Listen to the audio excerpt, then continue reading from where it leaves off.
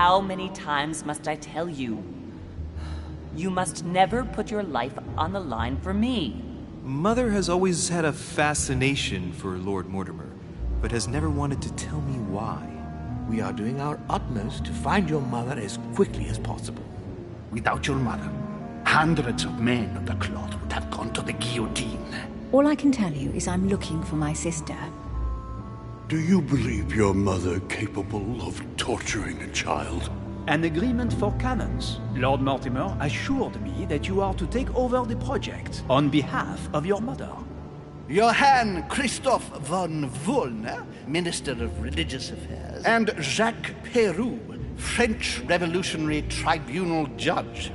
You will find that Lord Mortimer is not what one would call conventional, Monsieur de Richet. Monsieur de Richet, I am arresting you for the murder of Elizabeth Adams.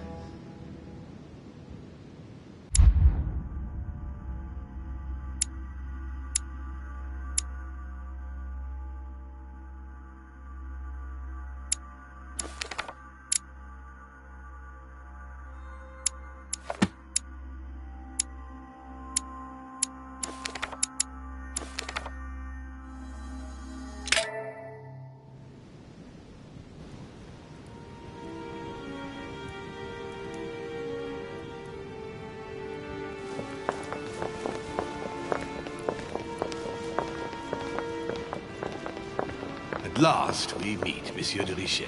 Do you mind if I call you Louis? Please do. Thank you. I wish to apologize wholeheartedly, Louis. I made you cross the seas, and I wasn't even here to welcome you. When I asked you to join us here, it was, of course, in the hope that you would help us find your mother. But an act of horrific violence occurred during the night, and I do not know if this is linked to the disappearance of Sarah. If there's a possible link to my mother, I hope you'll let me know. In the early hours of the morning, Elizabeth Adams was found dead in her room, savagely mutilated with a knife. I'll get straight to the point, Louis. According to the initial elements at my disposal, you were the last person to see her alive. Yes, last night we, Do you suspect me? I want you to tell me everything that happened last night and leave nothing out. Tell me, how did the evening begin?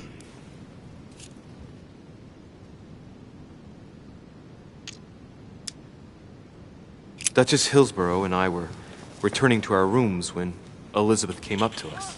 She was in a state of panic and insisted that she needed to speak to me.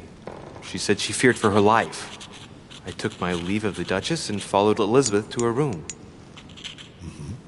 Continue. She insisted we have a drink, without which she refused to confide anything. What exactly did she want to speak about?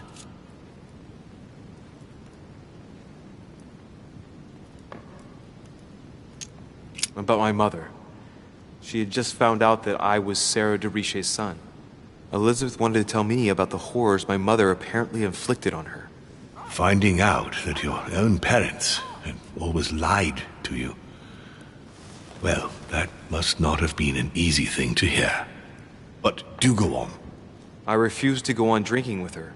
She already seemed drunk and her conversation became confused. So, then she ordered me to get out. If only I'd stayed. Don't blame yourself, Louis. How could you have known? But thank you for this new information. Louis, I shan't hide the fact that this tragedy puts me in a very delicate situation. I cannot risk upsetting the smooth operation of our next conference. But the case cannot remain unaddressed. I must reassure my guests, and justice will be done. And for that to happen, I must ask for your help. Why is that? You met Elizabeth. You spoke together, I believe. She trusted you. Listen, Louis. Find out who could have committed this murder. I refuse to believe that one of my guests is the murderer. I want to know who is responsible for this. And I trust you. You have my backing. You must stop at nothing. Can I count on you? Of course. How would you like me to proceed? Maybe you could start by going to the scene of the crime. Elizabeth was attacked in her room.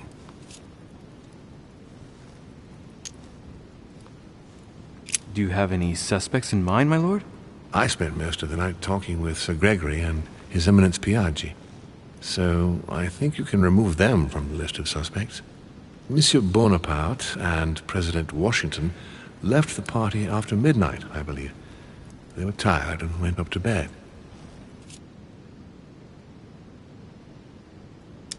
Can you tell me anything else about what happened?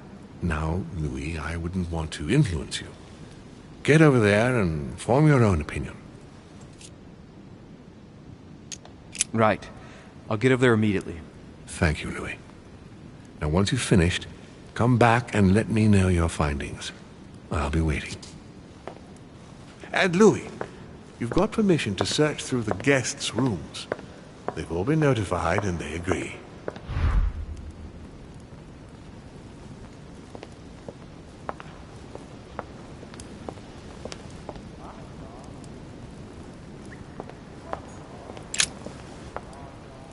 Your Eminence, I imagine that you've heard the news about Miss Adams. What a tragedy, my son. How could such a thing have happened? That's exactly what I'm trying to find out. Did you notice anything out of the ordinary last night? I saw the young French soldier, Bonaparte, I believe, hanging around near Miss Adams' room. But I would not want to get an innocent man into trouble, Louis. It's probably nothing. Not to worry, Your Eminence. If he is innocent, then he has nothing to fear. Do you know why Monsieur Bonaparte was hanging around her room like that?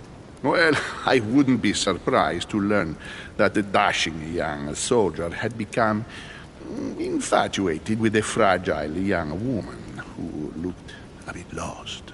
But I don't think he got a very warm welcome. Bonaparte and Adams? But they didn't even know each other, did they? I couldn't say, Louis. One last thing. You must know that Peru hit young Adams on the evening of our arrival. He apparently violently attacked her in the small salon. Do you know anything else about the attack? Oh, unfortunately not. I arrived too late to intervene. Young Miss Adams had already been submitted to the foul lout's rat. Otherwise, you can believe me, it would not have happened.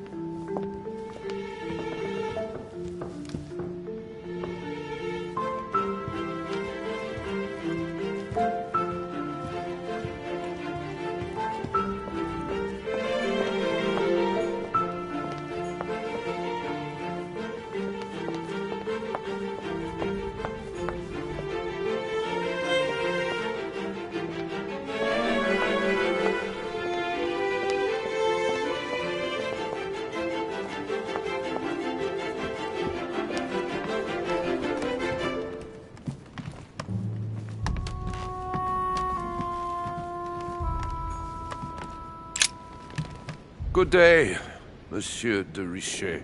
Mr. Volner, are you looking for anything in particular? Next to Elizabeth's room? No, nothing special.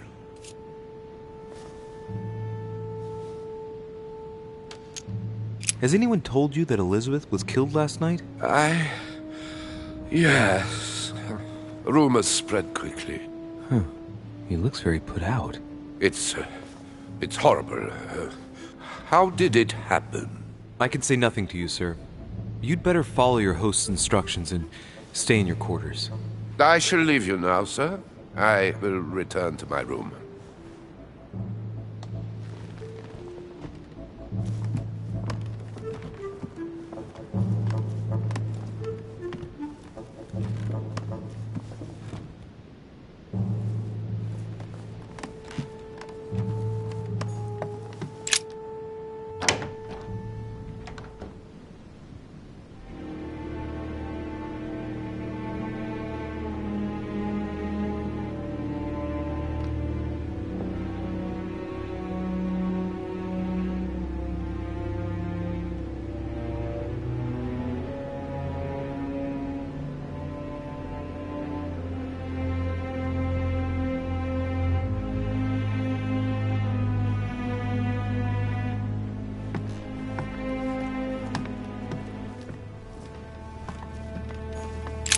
pentagram. What the hell's been going on here? Many esoteric rituals are based on this shape.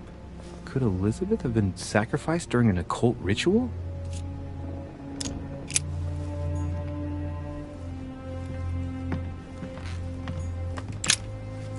Vials of laudanum. The label shows that this laudanum comes straight from America. I wonder if Washington's involved.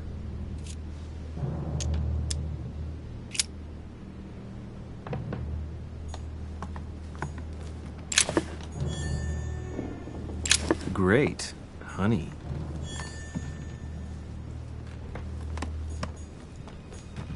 The blood spatter indicates that the murderer must have held Elizabeth upright during the attack.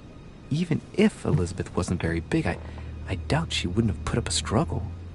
It takes tremendous strength to overpower someone like that.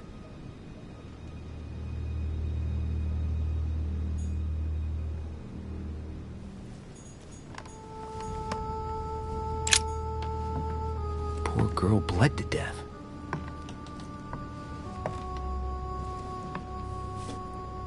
Whoever left that footprint has boats for feet. That's at least a size 15. Where's a size like that here? Peru?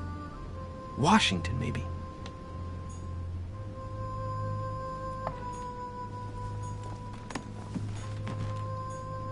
Knocked over bottle of wine.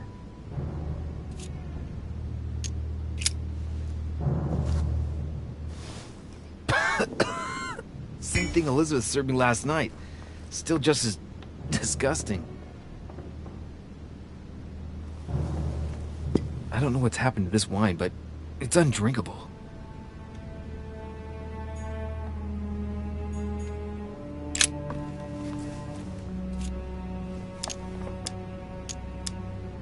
The blade is short and thin. Well sharpened, apparently. It's covered in blood. Still fresh. The lower part of the handle is unsullied by blood. The murderer gripped the weapon so tight that there's no blood where he held it. The handprint indicates a small and slender hand.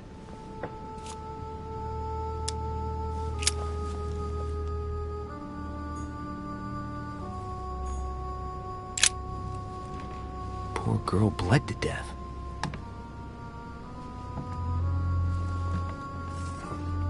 Whoever left that footprint has boats for feet. That's at least a size 15. Where's a size like that here? Peru? Washington, maybe.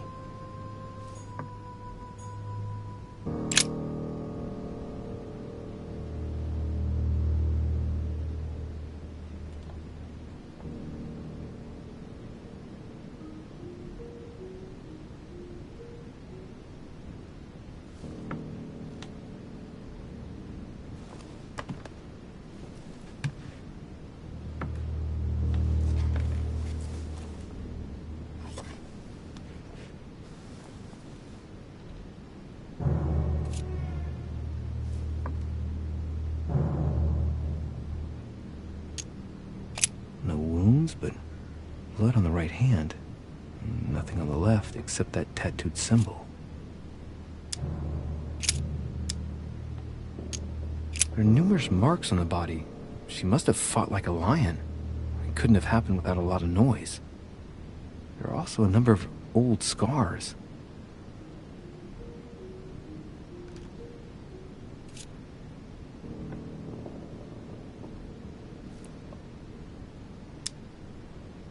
Scarring, ugh.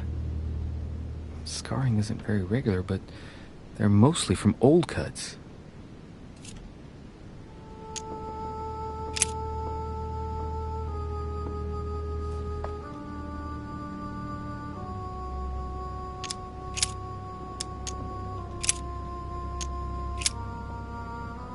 I see no sign of bruising on the skull. The only clue is a scar from a previous craniectomy. Poor Elizabeth, she must have been very young when she went through all that. That's torture. She also has old scars around the neck, maybe mutilations.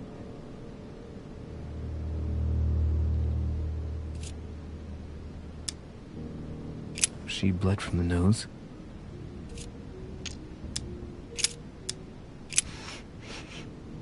What a strange smell.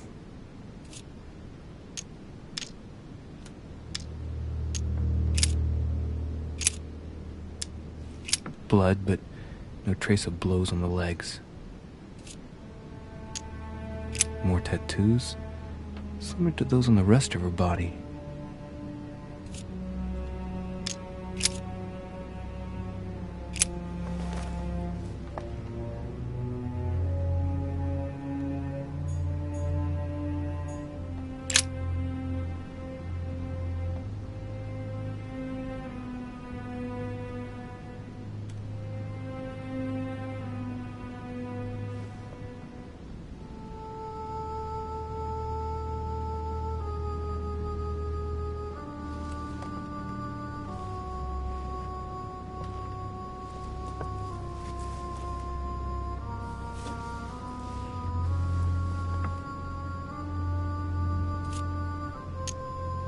I count no fewer than 9 wounds on the thorax, with a lot of blood. On first sight, I'd say that's what caused her death.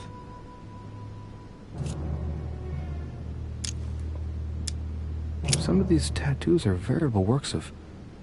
What's that? The skin between her breasts is different.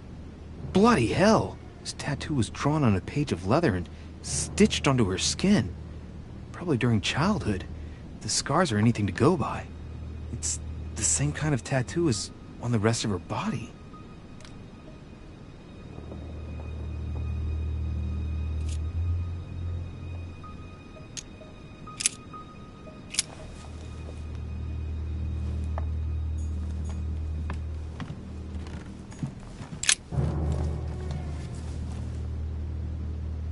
Clock stopped at 3:54. If it was smashed during the murder, then I've just established the time of the crime.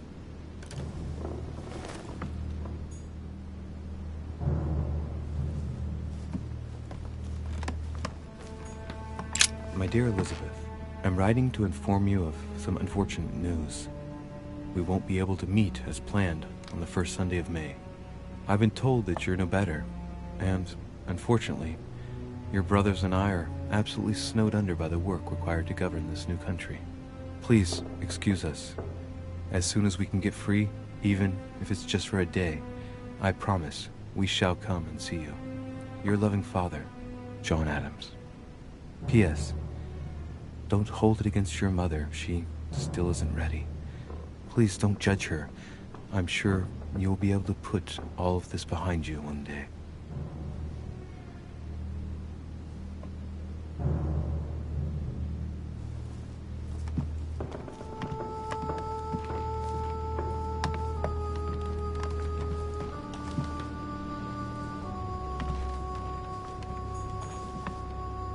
June 11th, 1791. My dear Elizabeth, your last letter gave me much cause for concern. Your words were so cold, as if emotions no longer matter to you. Father maintains that the secondary effects of your treatment still trouble you, but that they will soon subside. Should I believe him? I cling to the belief that we shall soon see each other again, at long last. Right soon. Your loving sister, Abigail. P.S. Don't forget to tell me what present you want. A notebook, written in Elizabeth's handwriting. It is written in a mix of several languages. Not too easy to work out.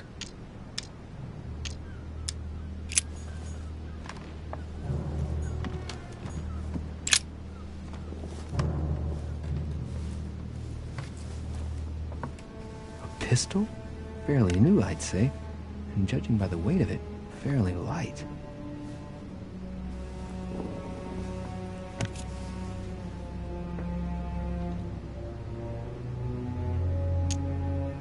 A tribute engraved on the barrel to the liberators of France. It's extremely well maintained. The barrel is perfectly clean. It isn't loaded, and there's no traces of gunshot residue. I'd conclude that it hasn't been used recently. There's a few dried traces of blood on the grip. Difficult to know for sure how they got there. Right. I shall have to find its owner.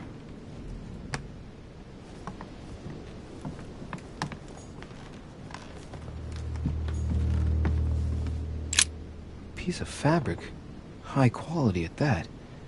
I'd say it's silk. Going by the texture and the gray hue, it must come from a dress, that kind that women of quality wear.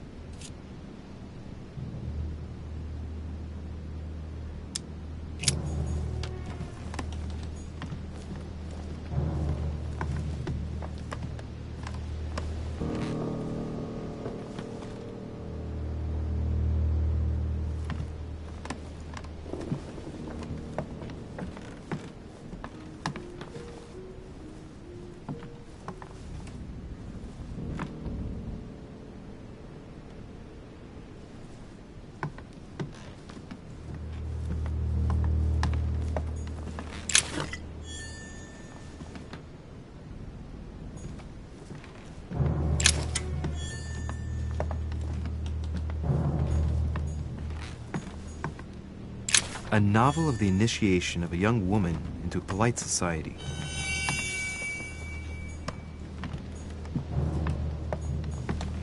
August 24th, 1792. Elizabeth, I am driven to despair and doubt there is any point in writing to you. I'm not even sure you'll receive my letters. Father controls my correspondence more and more. I am certain he filters our exchanges. Thankfully, one of the chambermaids is able to help me get my letters to you, but they still remain unanswered. I often think about you and pray every day to be able to hold you tight. We have so much time to make up. I beg you, answer me, please. Your loving sister, Abigail. P.S. That horrible woman came again yesterday. She spent a long time speaking with Father. I didn't understand everything because they spoke in French, but I'm sure they were talking about you.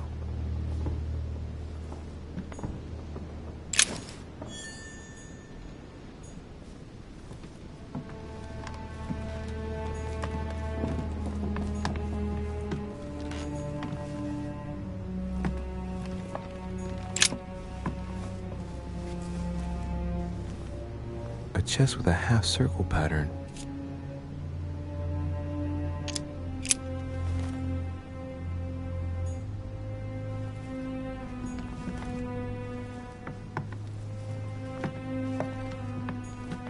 Has Sir finished with this room?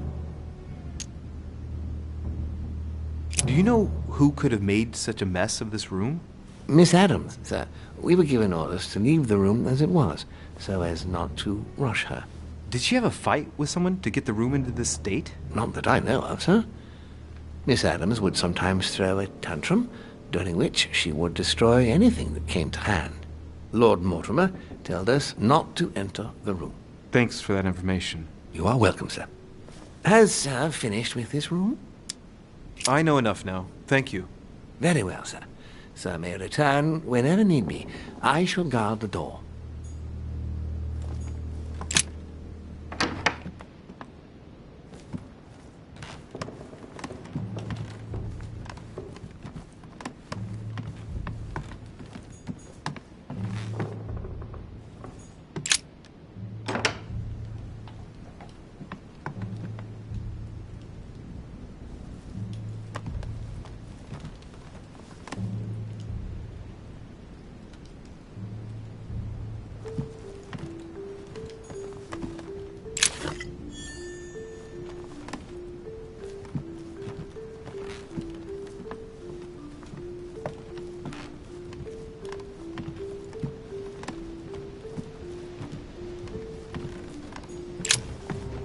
Greetings, Louis.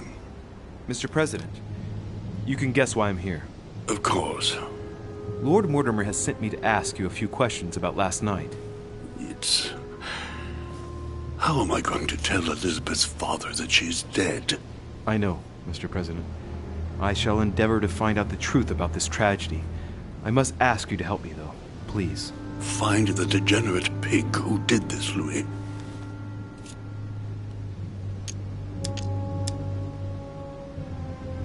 Tell me, Mr. President, had you spoken to Elizabeth since your arrival? You know her father. You thought she was dead. No, I didn't. And I believe I'll be taking my remorse with me to my grave. I wanted to, but I didn't know where to begin. You can't blame yourself. You couldn't have known that her days were numbered. Were you aware that Elizabeth took laudanum? Yes. She came to ask me for some. She had finished her reserve, I believe.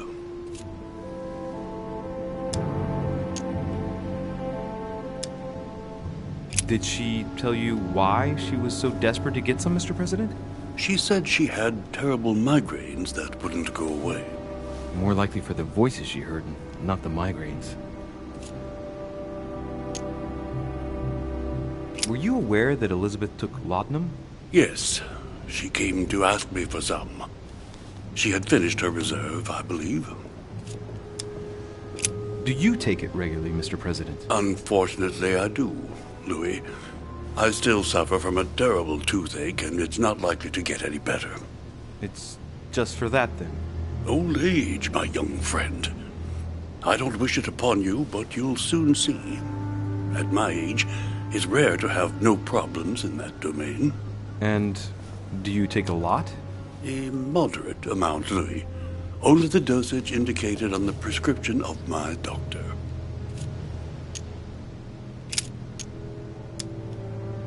Do you know if she had any enemies, Mr. President?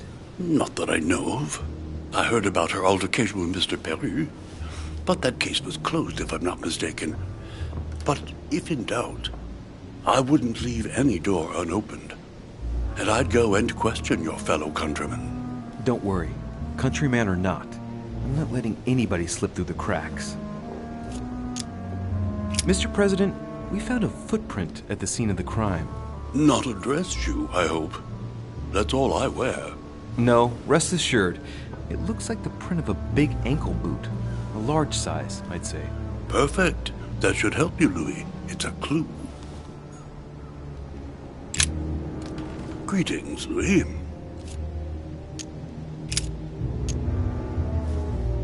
Do you know why she came to the island? To get help, if I'm not mistaken. Isn't that right? Indeed. Sir Gregory suggested to her father that he introduce her to Lord Mortimer to see if he could help her. Yes, Lord Mortimer has a talent for healing, apparently. I'm not surprised Sir Gregory advised her to come. Agreed.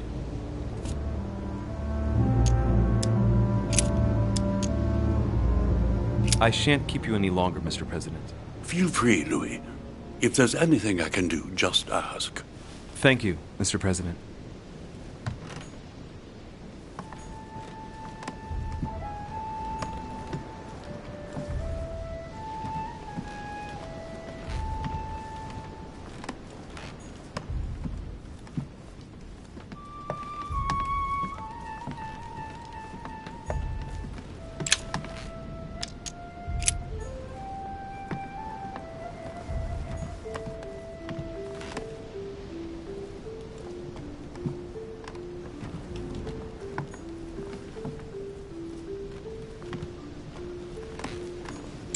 Honey, I couldn't have hoped for better.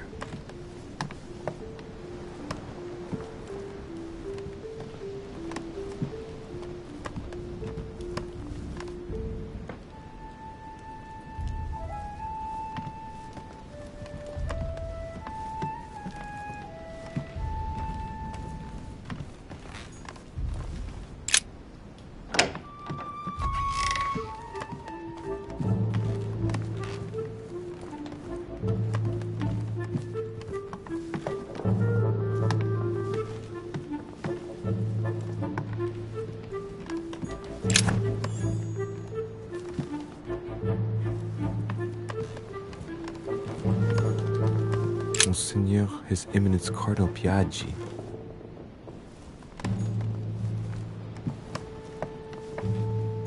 Huh, that's me.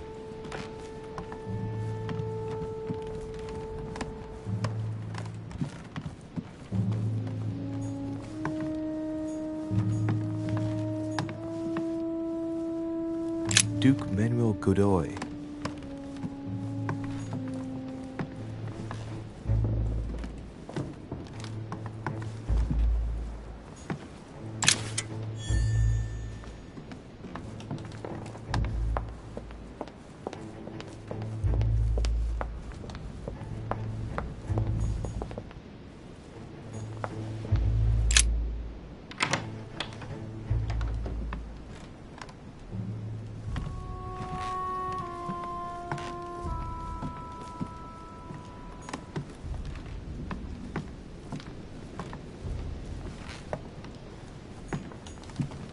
My dear Napoleon, as previously agreed, I would like to ask you to join us in January on my island to participate in the High Society meeting organized for the occasion.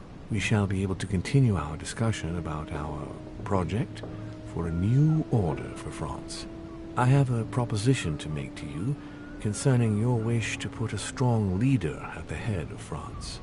I trust you to be discreet as to your coming. See you soon. Lord William Mortimer. There's just one holster in Bonaparte's gear, and the pistol is missing. On the other hand, his cleaning equipment is in mint condition.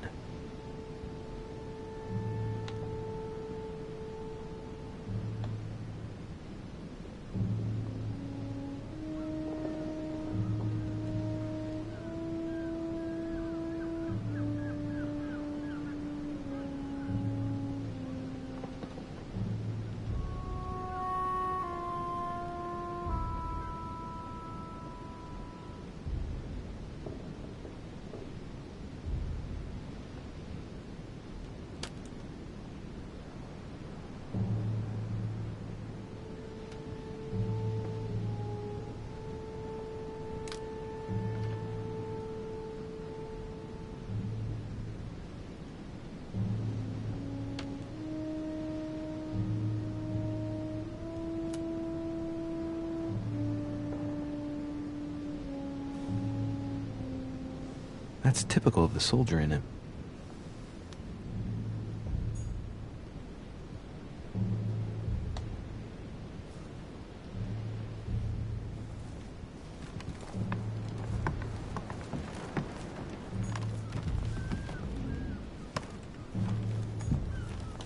French actor Talma is Nero in Britannicus, the last emperor of the Caesar dynasty.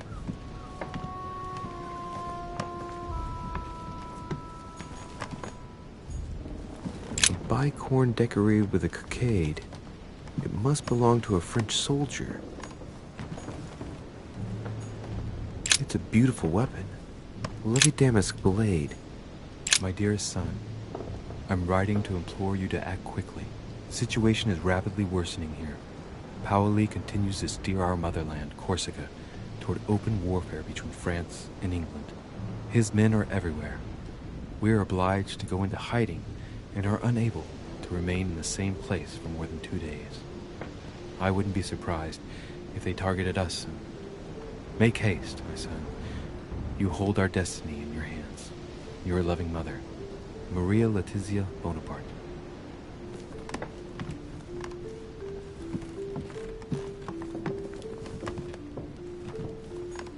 Devil's Thorn. I'll keep it.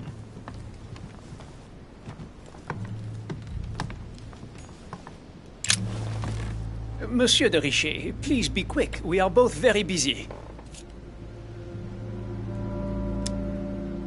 Did you hear about young Elizabeth? Indeed, it is deeply regrettable. Lord Mortimer asked me I know. You no doubt want to know my alibi.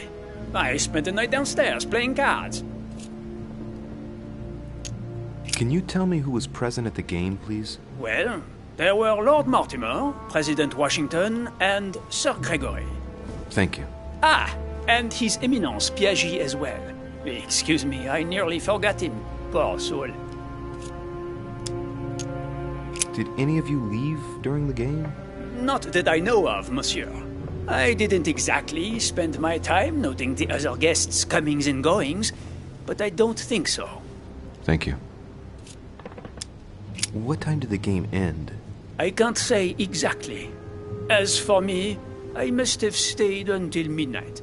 I was exhausted, couldn't think straight, so I preferred to go up to bed. On your way up to bed, did you notice anything out of the ordinary? No, not in the least. The whole manor was sound asleep. Not really, no. Did you notice anything unusual during the evening? Nothing at all, except the luck of the devil of Lord Mortimer and Sir Gregory at cards. Did they win much? Oh la la, monsieur, they cleaned us out more like. But I plan on getting it all back before we leave.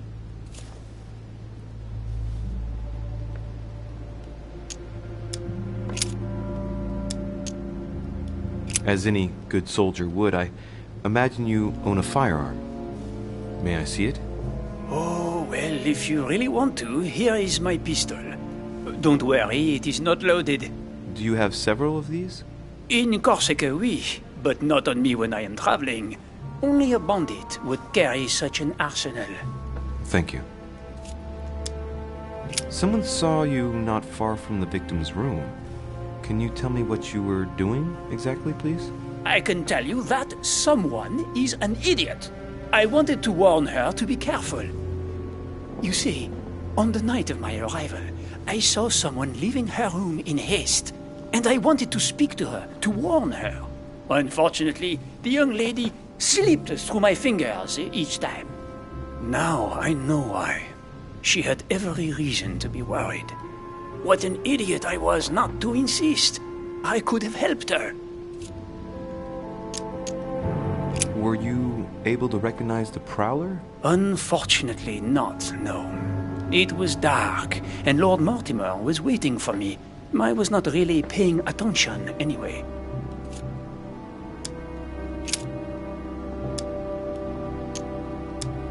Well, have we finished, monsieur? Exactly. Thanks again for all your answers. Good day.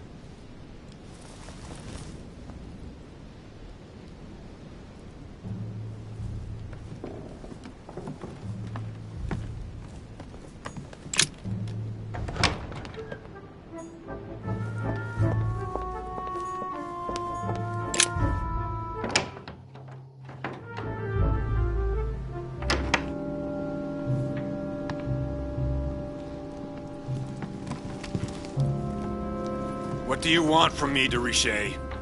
Greetings. It's fallen to me Cut that... the crap! Get to the point. We both know why you're here. And have you got anything to tell me? What does it matter? It's too late anyway. Do what you have to do and get out.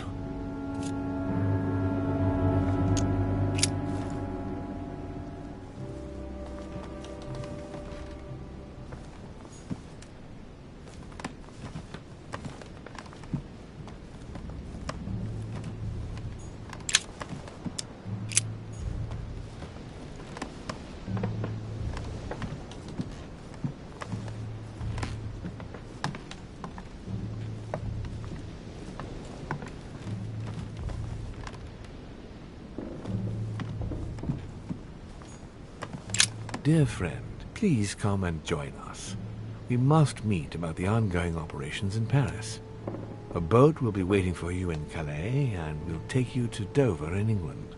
From there, a carriage will take you to the port of Tintagel, where a frigate will be waiting for you and other guests, so you can meet up with me on my island as quickly as possible. I await your arrival. Lord William Mortimer.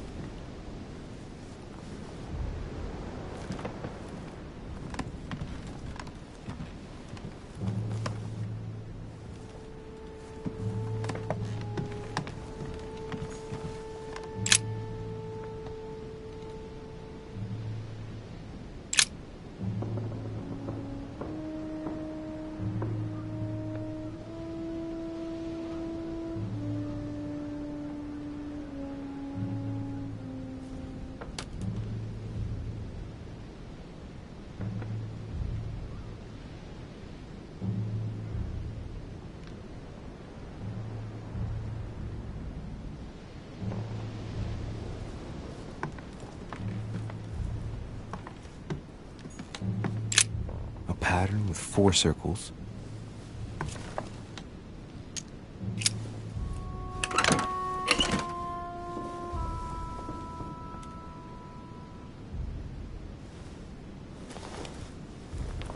Dear Monsieur Peru, I'm writing to thank you for the funds you sent. These funds will be crucial for the renovation of the western wing of the orphanage. The children you sent are doing marvelously well, and little Pierre will soon be walking.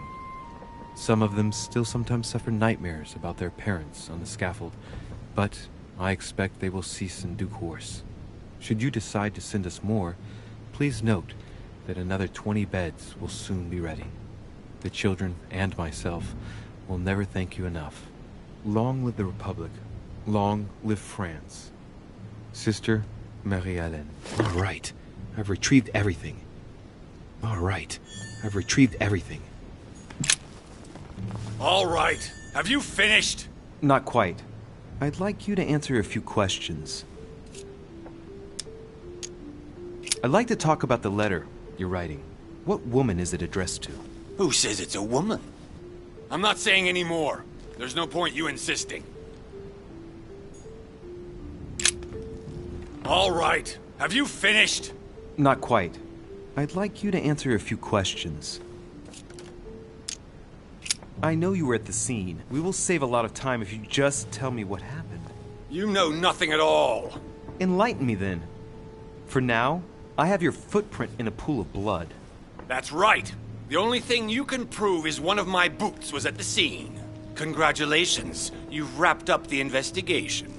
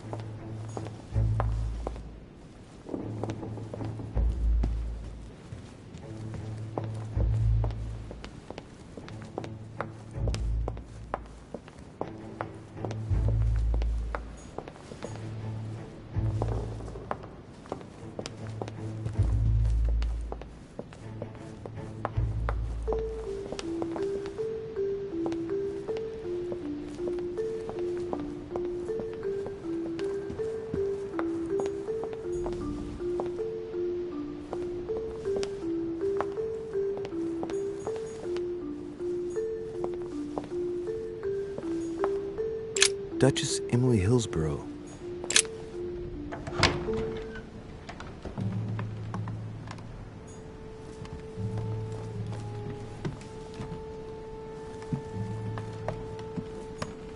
Dear E, I received your last letter.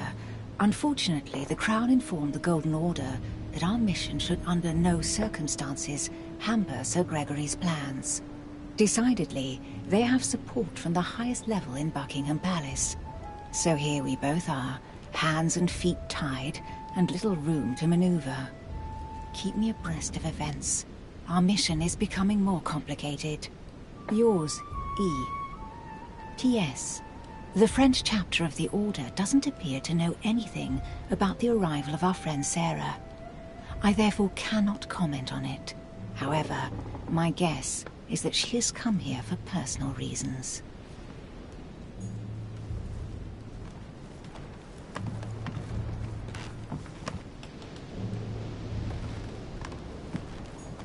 A letter from William Pitt the Younger, addressed to Emily. He's the present Prime Minister of the United Kingdom. Emily has indeed some powerful backers. Madam, thank you for consoling the Queen.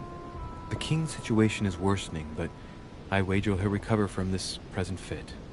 Next time you speak with Her Majesty the Queen, would you please be so kind as to ask her to look into my petition to raise taxes with the King? I will personally see to it that our nation will recover from this impasse. But King George's mental situation is slowing down our decision-taking. Thank you in advance for all your help. William Pitt, Prime Minister of the United Kingdom of Great Britain.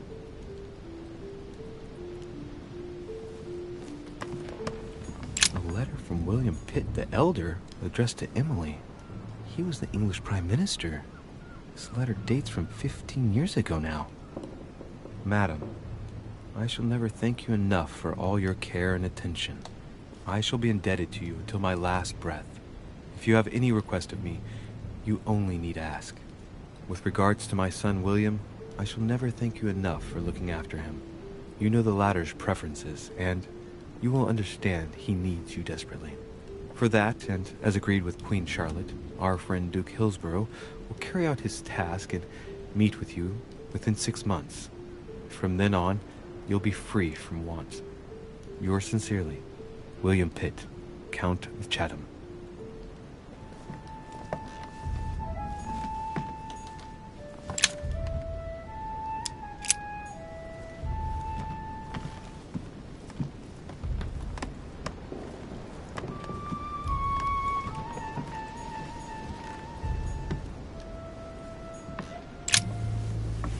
What can I do for you, Louis? I've come to see you about last night's tragedy. Did you hear anything about what happened to Elizabeth? Yes, we all did. Rumors spread quickly, you know. How awful. I didn't know her well, but I hope at least the poor thing didn't suffer too much. She didn't have time. I'm afraid Miss Adams was stabbed several times. Good God, what a tragedy. Do you know what happened exactly? In fact, Lord Mortimer has asked me to look into this case, Emily. Really? Are you Lord Mortimer's snoop now? I'm doing it for Elizabeth, not to please Mortimer. Good for you. Quite right, too. Have you found out anything? I'm now interviewing all the guests to establish the alibis for each person. Just so that I can cross you off the list of suspects, can you tell me what you were doing on the night of the murder? Am I given to understand that I'm on the list of suspects? Don't take it the wrong way, but I must consider every possibility. Well, if you absolutely wanted to be sure of my activities that evening, you only had to join me, you know. I know, Emily. Especially since I couldn't prevent the murder, even though I spent part of the evening with Elizabeth. You're sure it's not too hard to bear for you? The fact is, I don't have a choice. But I will find the murderer. I owe Elizabeth that, at least. Did you and Elizabeth get to know each other? I must admit, Louis, I didn't take much interest in her. I feel a bit guilty about it, but I never actually spoke to her. She seemed burdened by her problems, and as she wasn't invited to the conference, I didn't really seek her out.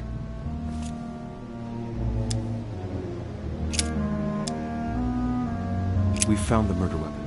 What is it? A dagger, quite slim.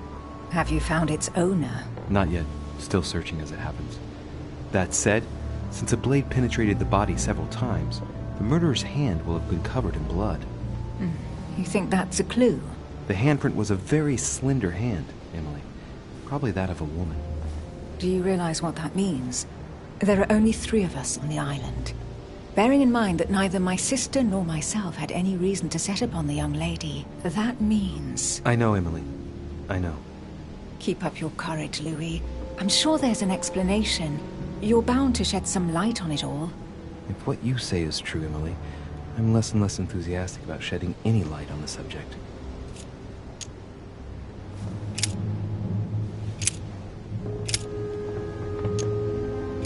I won't keep you, Emily. Thank you for answering my questions. See you, Louis.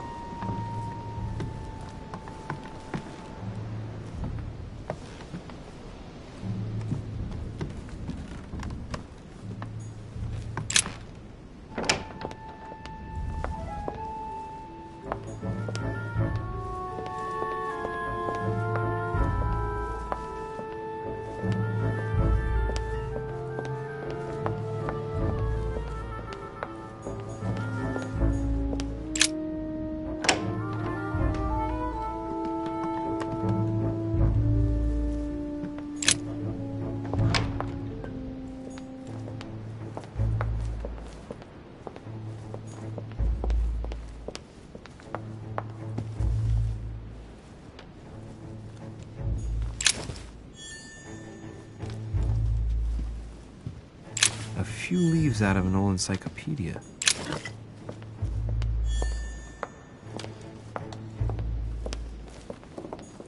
Decorum guide.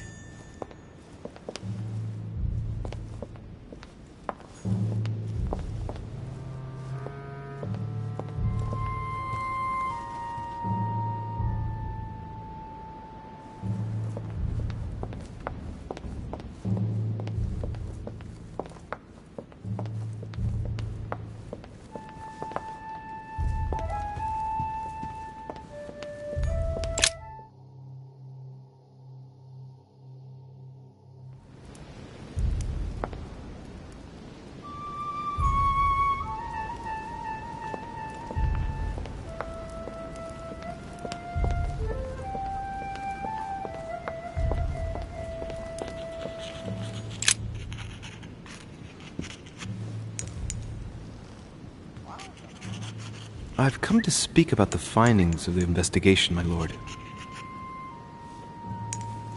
I'm listening, Louis.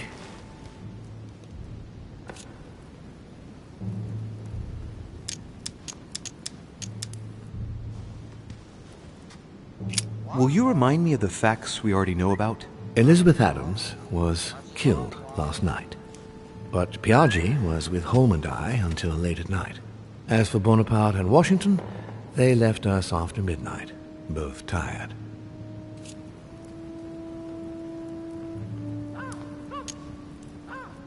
I believe I've identified the murderer. Really, Louis? All right then. Please think carefully before you give me your answer. This is a very, very serious accusation.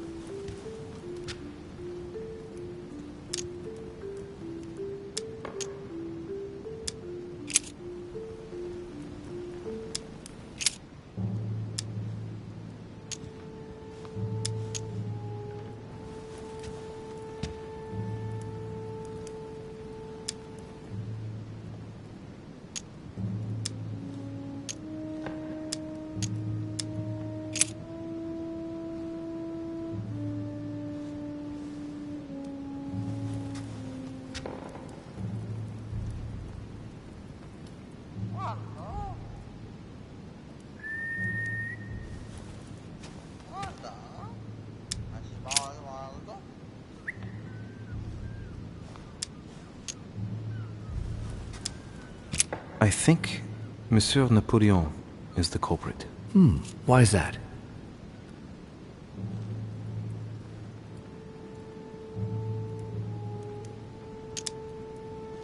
It's possible he had an affair with the young Elizabeth. Things may have, well, gotten out of hand between them and caused the attack.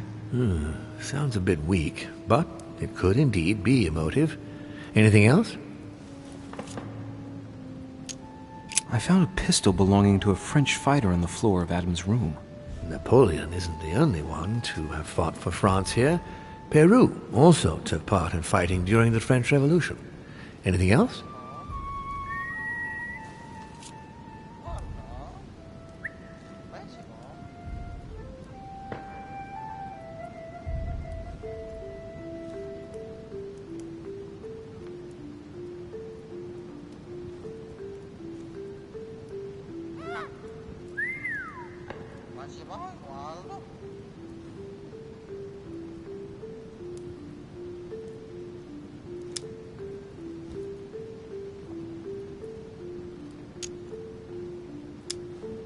That's it. I have heard you out. I shall investigate on my side, but I have sincere doubts about this accusation. Given the imminence and the political issues of the conference, I trust you will leave me to conclude the case in my own way. Right. It's time we spoke about your mother, Louis.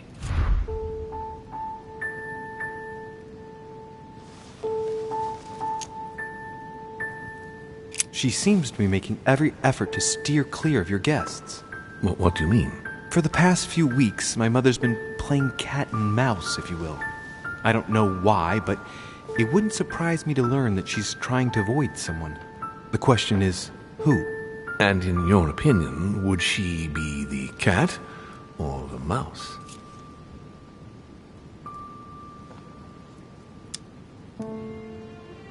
I'd like to answer the cat, but unfortunately I'm increasingly worried that she's in fact the mouse.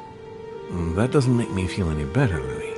What was the official reason why my mother came to your island? I knew about your mother's activities and yours in the Golden Order.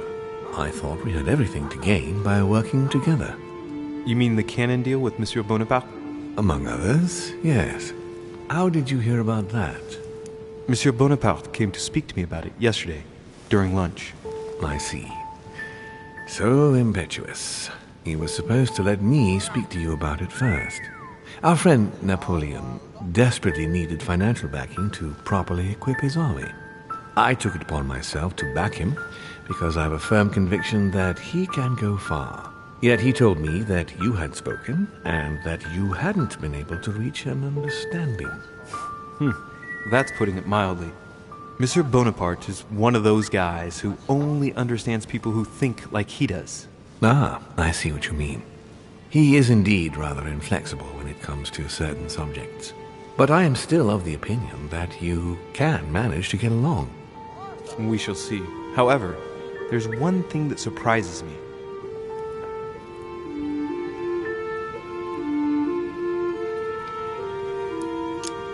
Did my mother intend to finance a war? I'm not sure that I follow. No, your mother's aim was not so much to partake in a war, but rather to make Monsieur Bonaparte accountable. France is in turmoil, and having support of a military man can often come in handy, Louis. You'll see. Once this deal was closed, I had big plans for Sarah. Such as what? You see, I've invited several influential figures on my island to present them with a project at the conference. It will be presented later today. I thought that the Golden Order had a role to play, and I still think so. I was hoping Sarah would be able to join us. I see. Indeed, if by chance your mother decided not to return to us before the conference, would you do me the great honor of attending? If only to follow the deliberations while waiting for her to duly take her seat. Why not? We shall see. Thank you so much. In this way, you'll be able to keep your mother informed of what is said. There's something else I'd like to briefly go over. Earlier, you asked me the official reason for your mother's presence here. Is there an off-the-record reason why your mother came here? If only my mother had trusted me, but she remained very mysterious. I'd have been delighted to answer your question. Is this usual for her? As head of the Order, secrets are her bread and butter, as you can imagine. That said, it's the first time she hasn't let me in on the reason for her trip. And it intrigues me, to tell you the truth. Well, I am sure that Sarah will explain everything once she reappears. There's something I still don't get. In your opinion, why would your mother remain in hiding over several weeks?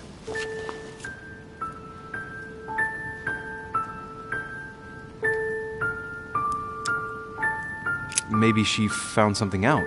What do you mean? My mother has a gift for investigating. If she had picked up a lead, nothing would have stopped her. The only thing I can tell you is that Sarah had indeed changed. At the beginning of her stay here, we enjoyed spending time together, solving the world's problems.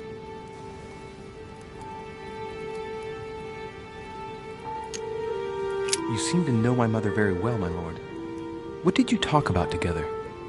Oh, as soon as we had a little free time, we liked to share points of view about practically any subject. We would find ourselves embarked on interminable discussions that could go from Monsieur Blanchard's flight in a hot air balloon to the Treaty of Jassy, or the adoption of the metric system in France last year, or even Mr. Eli Whitney's invention in the United States. My mother must have undoubtedly taken great pleasure in these exchanges. She always was one to appreciate broadening her knowledge. I'm surprised she didn't get you started on the Crusades. It was her favorite subject. Are you joking? Sarah and I spent entire days together reliving them. It so happens that the Crusades are also my subject of predilection, especially the Third. My ancestor distinguished himself brilliantly during the siege of Saint-Jean d'Acre. Unfortunately, my lord, the Crusades are not my chosen field. Well, it doesn't matter. You have plenty of time to learn. Your mother is a very well-read woman. You're quite lucky to have her as a model, Louis. Yes, I know, but I'm still very worried.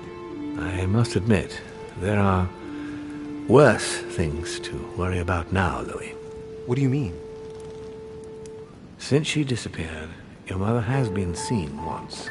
Her behavior on the evening of your arrival greatly surprised Gregory and myself. She resurfaced to attack Emma, Emily Hillsborough's twin sister, and she shot her with a pistol. Then, before Gregory could intervene, she ran off and disappeared again. I beg your pardon? Hang on. Emily has a twin sister who knew my mother? What's she playing at, goddammit? That means my vision on the wharf, it was actually happening inside the manor. Mother shot Emily's sister? The very person she came looking for? Why would she do that? Excuse me, but between that and the childhood of Lady Adams, it's all a bit much for me to cope with. I need to piece it all together again to see things more clearly. You said that you spent a lot of time talking together at the beginning. What happened for that to change? I'm afraid I haven't much to tell you. The more the days went by, the more she withdrew into herself. She never gave me an explanation, until the day came when she purely and simply disappeared. Where did she go when she wanted to be alone? She would shut herself away in a room we use as a box room upstairs. Would you allow me to go there? Naturally, Louis, of course. I'll send you a servant to open it. Thank you. That's all I can tell you about the disappearance of your mother, Louis. I would like to have been more helpful. I shall stay on her trail and follow up any leads. Thank you. We will meet later on to welcome our last guest. In the meantime, I shall get someone to open the box room upstairs for you. Thank you. The room is just opposite Mortimer's study.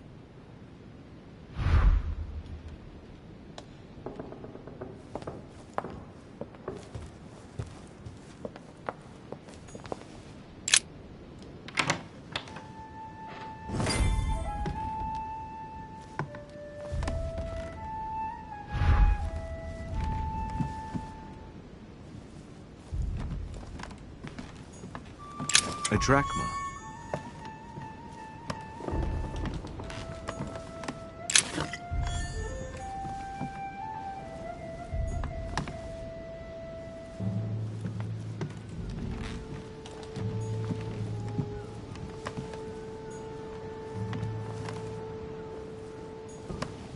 What is this disc?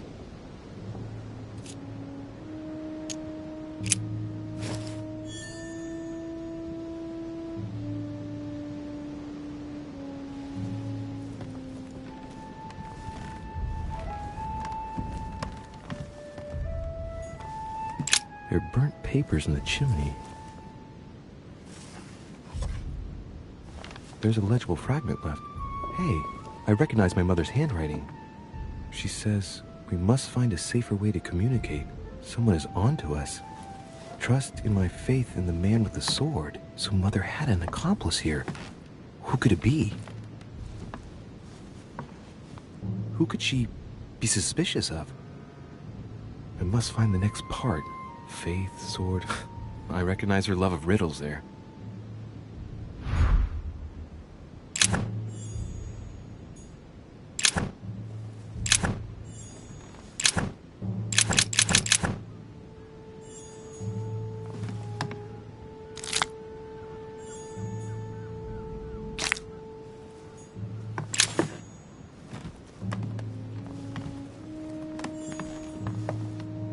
Dante's Paradise. Raise your head and be reassured, for what comes up here from the mortal world must ripen in our rays.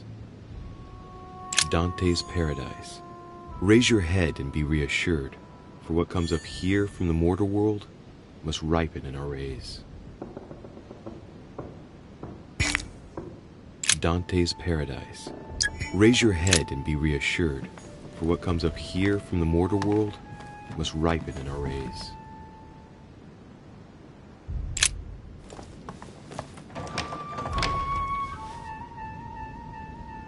The door appears to be locked on the other side.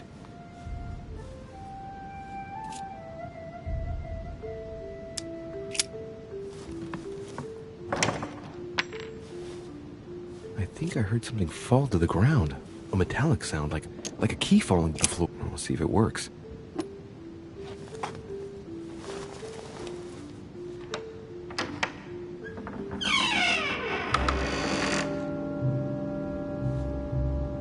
It's open.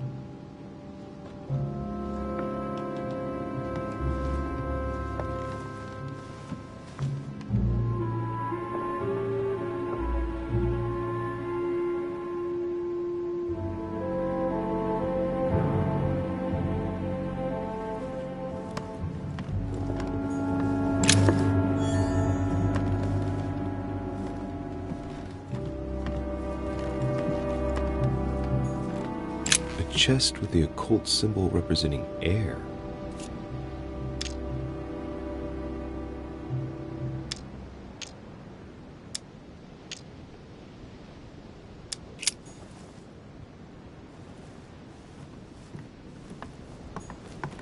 The New Testament.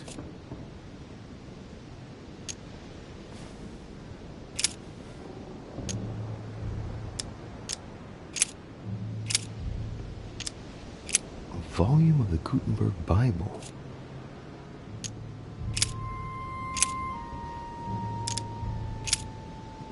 But he that hateth his brother is in darkness, and walketh in darkness, and knoweth not whither he goeth, because that darkness hath blinded his eyes.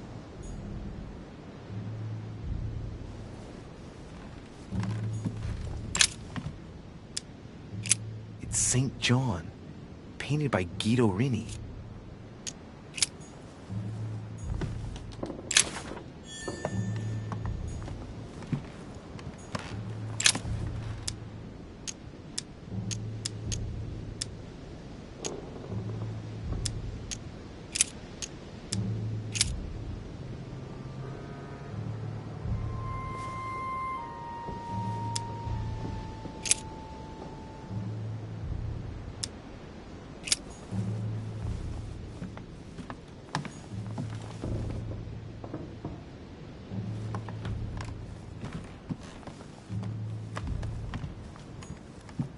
Several portraits of apostles, all signed by Guido Reni. Looks like someone touched this commode recently. There are fingerprints on the sheets and in the dust.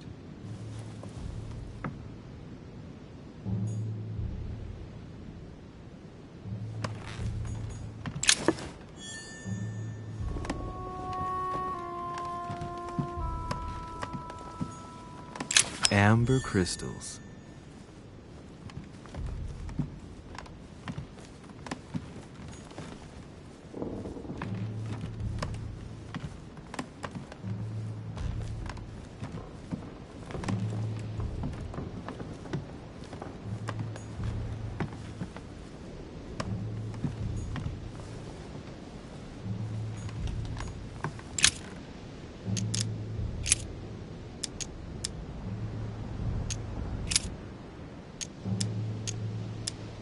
Paul and Silvanus and Timotheus, unto the church of the Thessalonians, which is in God the Father, and in the Lord Jesus Christ. Grace be unto you, and peace, from God our Father and the Lord Jesus Christ.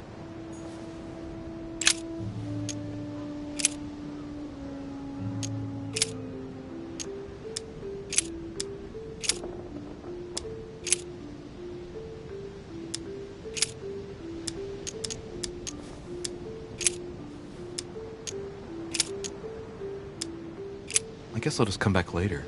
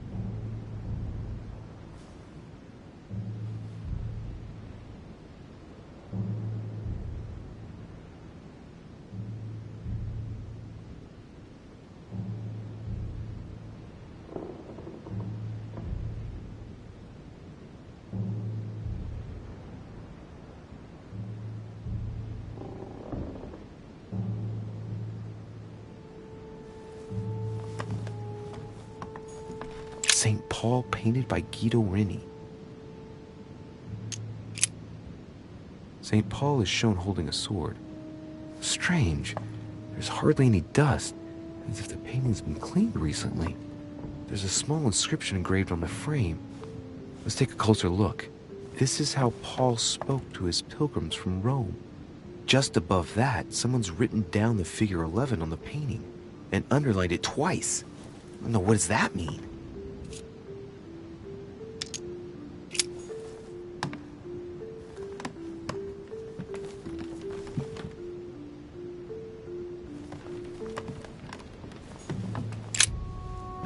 St. Paul on the Road to Damascus by Caravaggio.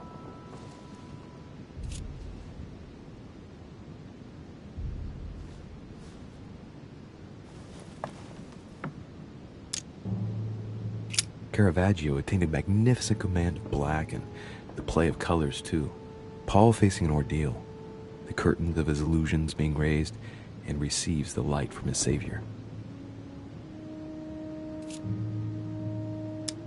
St. Paul is the only saint to be presented twice in these paintings, contrary to the other apostles. How come?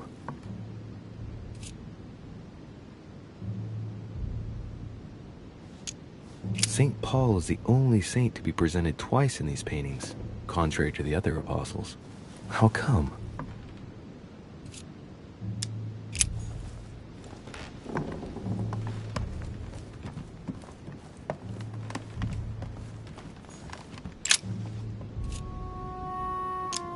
Painting of St. Mark from the collection of the Apostles by Guido Reni.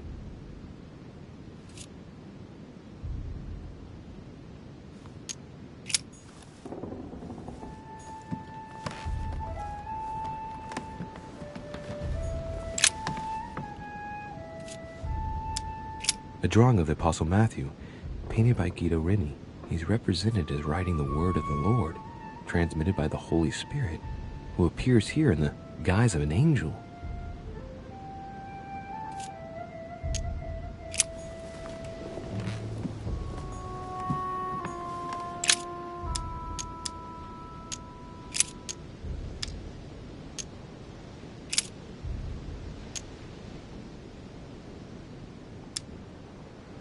I guess I'll just come back later.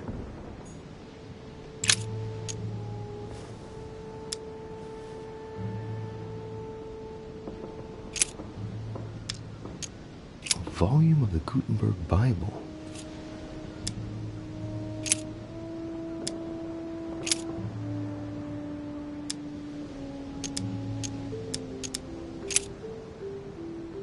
But though we, or an angel from heaven, preach any other gospel unto you than that which we have preached unto you, let him be accursed.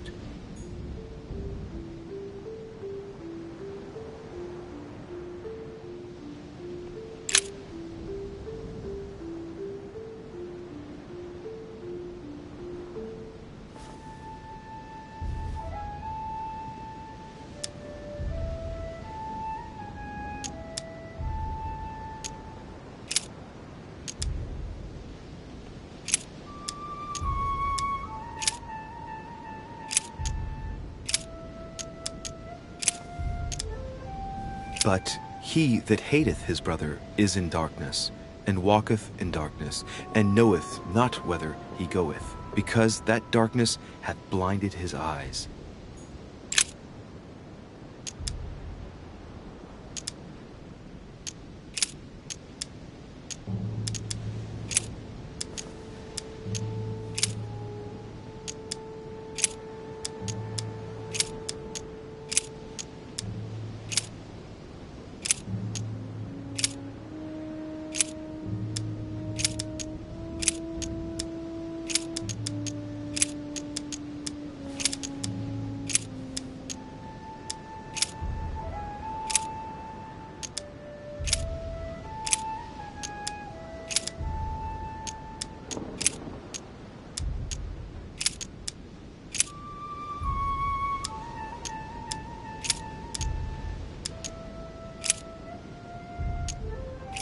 Then they suborned men, which said, We have heard him speak blasphemous words against Moses and against God.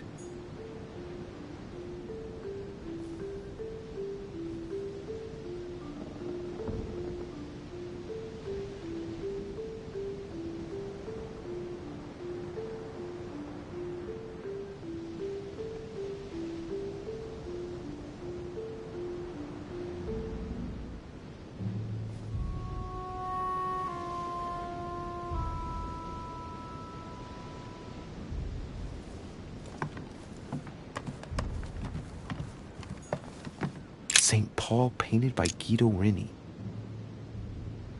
Of the 4 apostles shown in this piece, Paul is the only one who isn't an evangelist. He is the 13th apostle.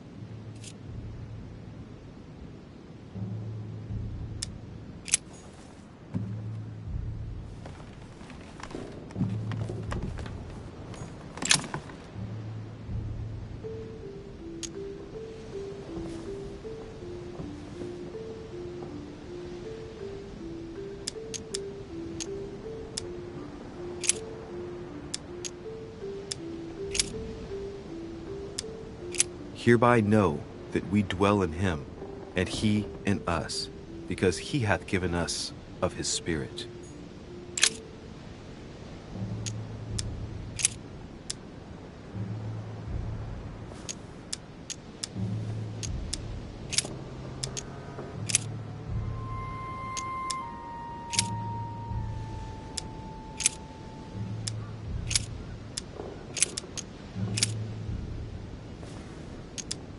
Let no man say when he is tempted, I am tempted by God.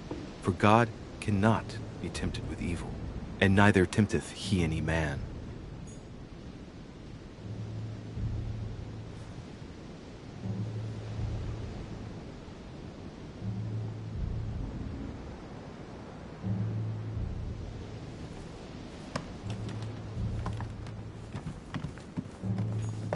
St. Paul painted by Guido Reni. St. Paul is shown holding a sword. Strange. There's hardly any dust, as if the painting's been cleaned recently. There's a small inscription engraved on the frame. Let's take a closer look. This is how Paul spoke to his pilgrims from Rome. Just above that, someone's written down the figure 11 on the painting and underlined it twice. No, what does that mean?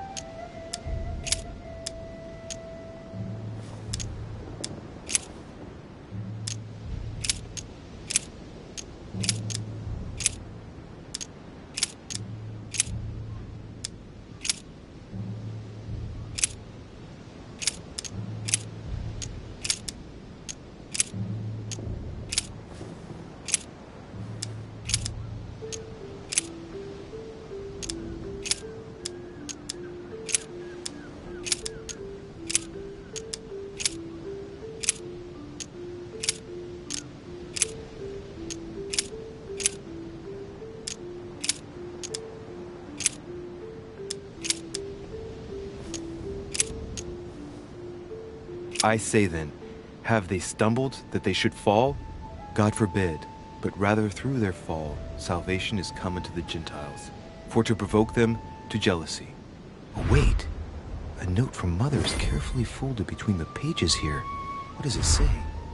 Dear E, I'm glad you found this note.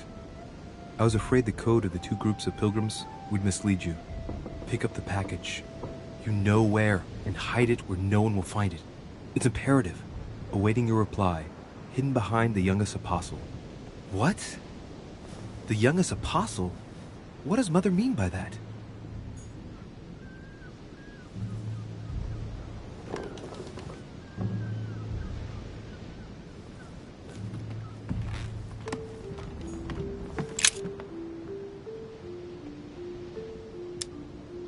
St. John is the only apostle painted in this gallery who hasn't got a beard. Hey, wait! That means it's him. He's the youngest apostle. Right. This painting is therefore associated with the answer which E had to give to my mother. Now, I just need to know how to recover the answer.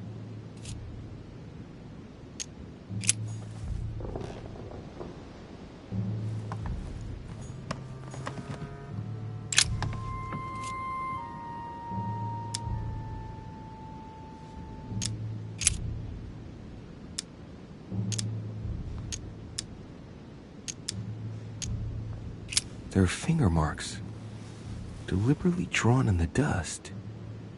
8 in all. Little characters are engraved on the chest of drawers under the urn. It's a sentence in Hebrew. It says, count in the dust. All right, let's do it.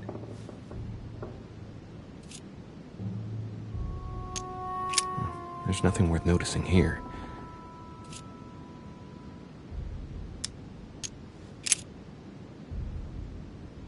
No, nothing of value here. It's too cumbersome for me to unhook here, but judging by the dust, it hasn't been moved for months, if not years.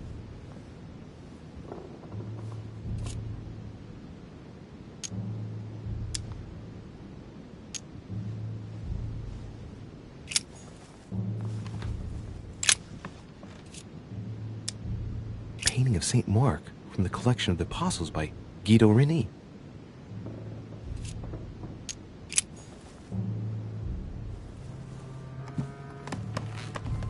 St. Paul painted by Guido Reni.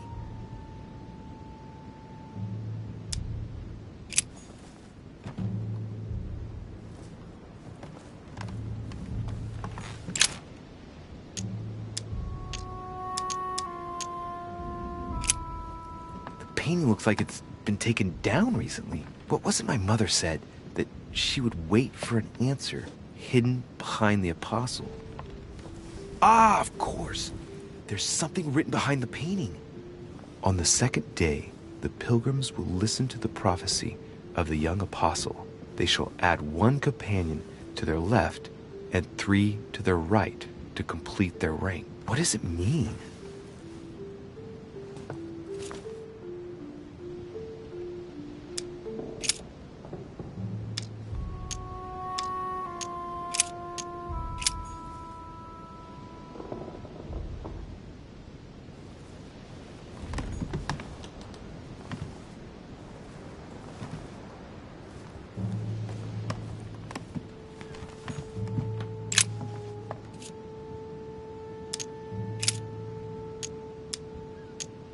Little characters are engraved on the chest of drawers under the urn. It's a sentence in Hebrew. It says, count in the dust. All right, let's do it.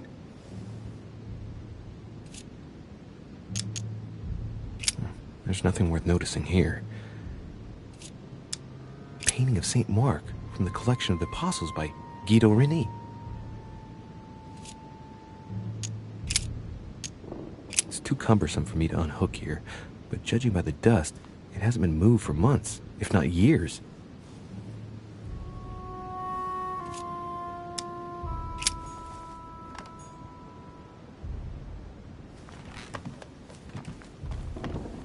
St. Paul painted by Guido Reni.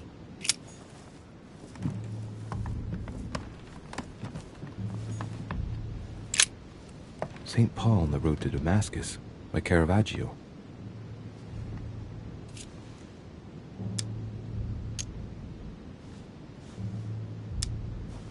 This painting has been hanging here for a long time.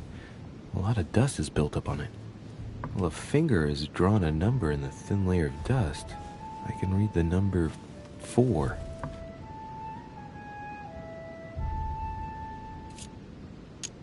St. Paul is the only saint to be presented twice in these paintings, contrary to the other apostles. How come?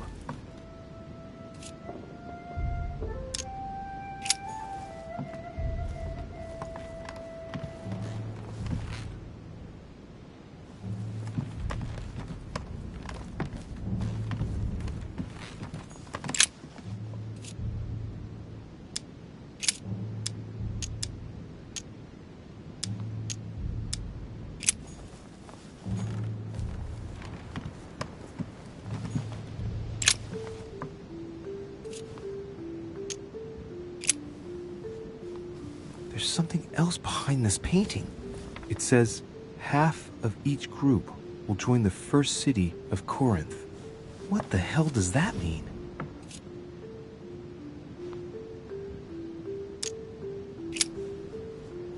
There's something else behind this painting. It says, half of each group will join the first city of Corinth. What the hell does that mean?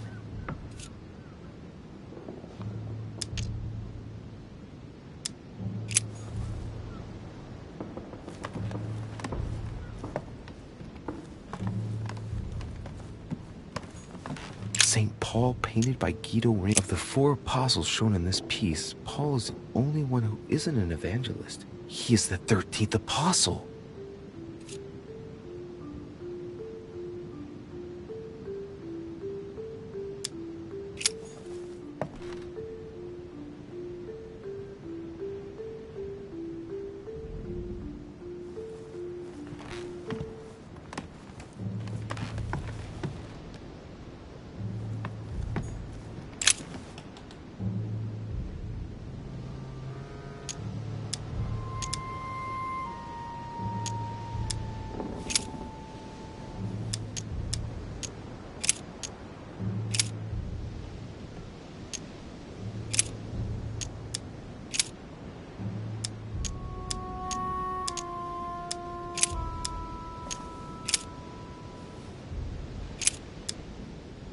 For you are bought with a price. Therefore, glorify God in your body and in your spirit, which are God's.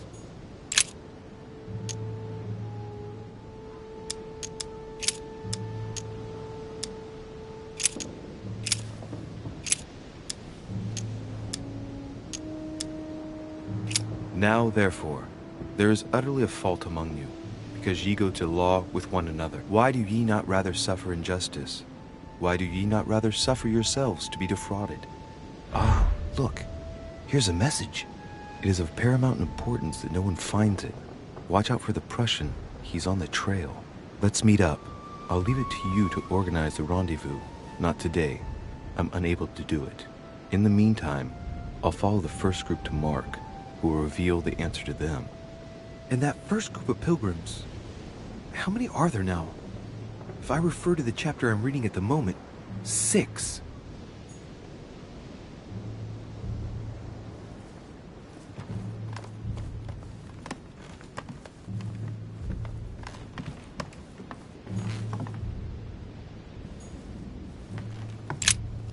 St. Paul on the Road to Damascus by Caravaggio.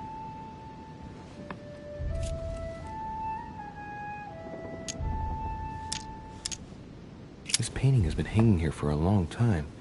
A lot of dust is built up on it. Well, a finger has drawn a number in the thin layer of dust. I can read the number 4.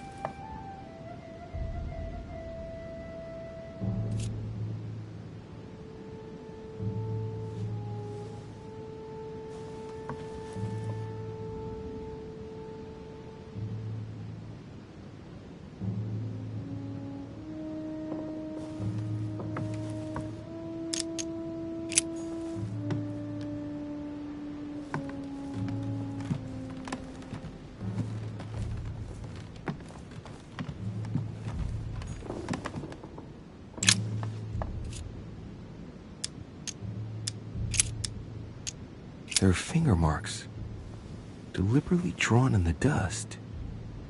8 in all. That's what the message in Hebrew spoke about. Hebrew 8.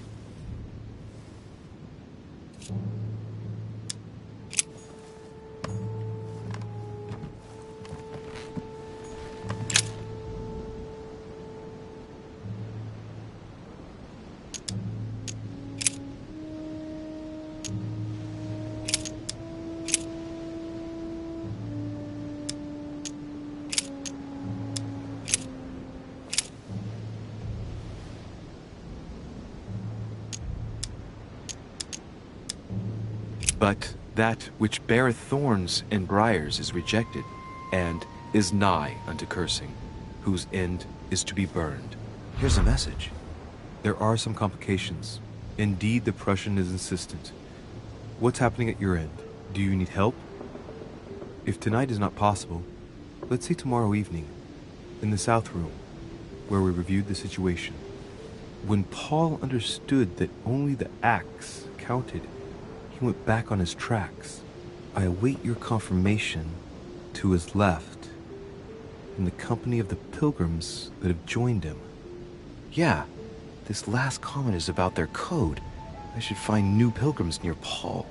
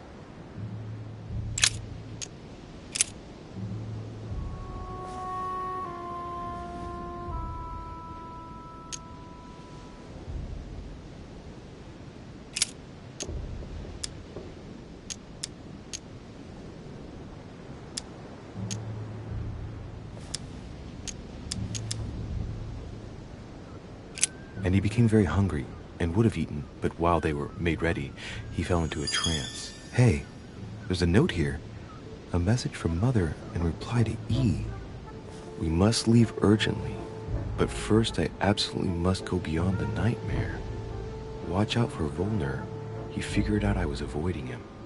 Allay suspicion. See you tomorrow evening. Stand ready. For now, let's cease all communication until we meet. Take care of yourself. I suppose this must be the last message. What happened afterward?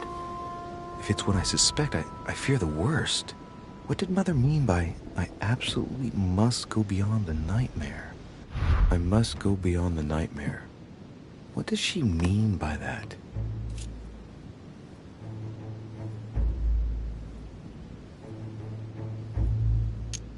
I'm guessing it's a metaphor. I need to figure out what this means. Mortimer's getting his guests together. I ought to join them so I don't look suspicious.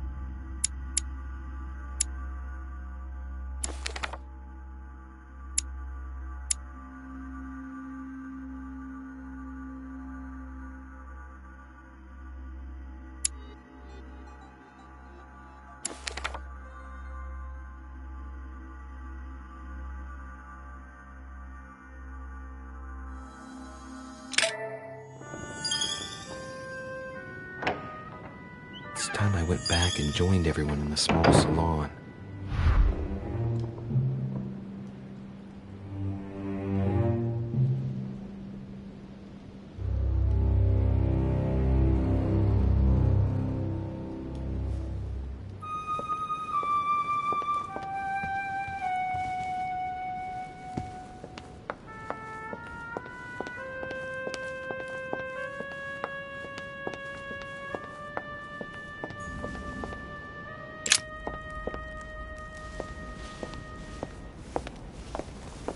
Emily, I must speak to you. What's the matter, Louis?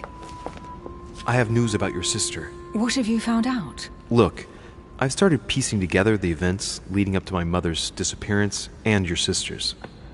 Did my mother know about your secret? Yes, even though I belong to the English chapter, her rank in the Order gives her access to a good deal of personal information. It must have been Emma I saw in my vision. I was given to understand that my mother and your sister bonded during their stay.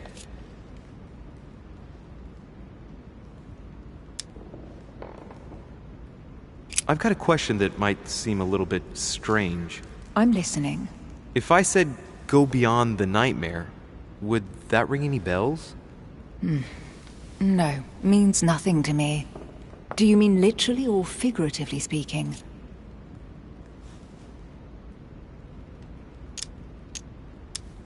My mother used to talk about it, in the figurative sense probably. We still need to understand what she was referring to, though. If I find something, I'll let you know. Should I speak to her about my vision? If what I saw is true, she might want to take revenge. I better keep that to myself for the time being. Come, Louis. They're waiting for us.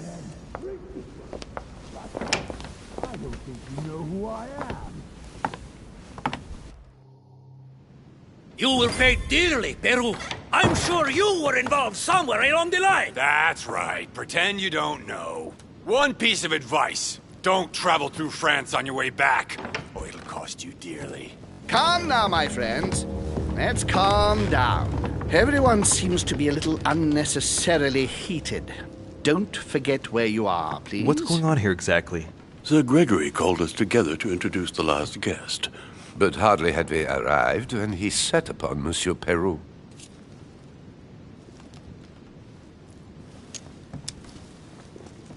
And who is this charming character? Manuel Godoy, the Duke of La Alcudia. He's the head of the Spanish government, Monsieur de Richet. He's the one who, in practice, controls Spain. How could you dare do such a thing? Dios mío, you are all out of your minds! Really, Duke Manuel? What made you kick up such a fuss? What? Have you not heard?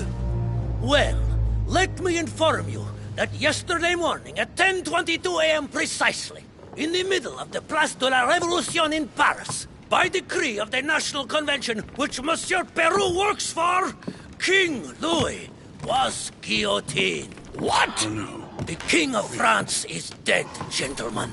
Our monarchies are in danger. I have said it before. How dare they? Oh, dear. Oh, as if... Gracious. Friends, let us calm down. Don't pretend to be surprised. He got a fair trial. Ridiculous! Bastard! He was sentenced to death by 361 votes to 360. You beheaded a king for one vote! Is that your democracy? What an obnoxious act! Until this, anything was possible.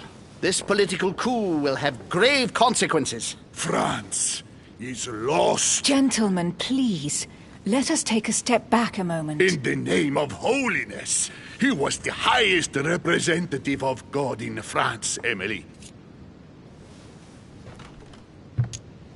Gentlemen, Duchess, we're all among people of reputable company here. We should be able to manage the conflicts of our nations in a respectful and orderly manner. I fully agree with you, sir. But... That's enough, sir.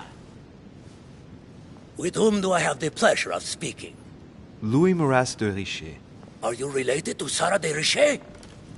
Sarah is his mother, Duke. Gentlemen, this news affects us all, but I must ask you to remain calm. It's not the first time history has taken us by surprise. Let's ensure that our respective countries are allowed to respond appropriately to this news. Oh, rest assured. The response will not fall short, my friend. Good for you. Well, Your Grace, here I was preparing to introduce you, as is proper, and you've beaten me to it. I'm delighted that we are all together at last. Our meeting will therefore be able to kick off shortly. I have just a few more little preparations to take care of before you all find out the reason for your presence here. In the meantime, I shall leave you to get to know one another. When you hear the bell, please proceed to the conclave room on my left, behind that door. I'll see you later.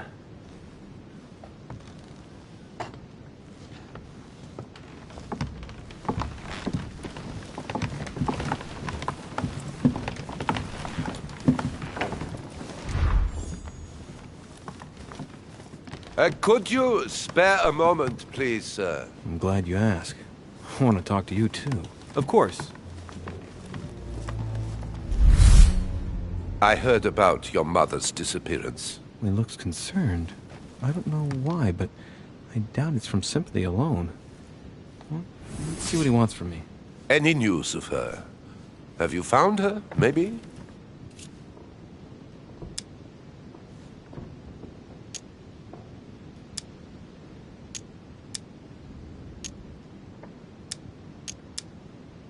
We found traces of her that would indicate she's still on the island. Her personal belongings?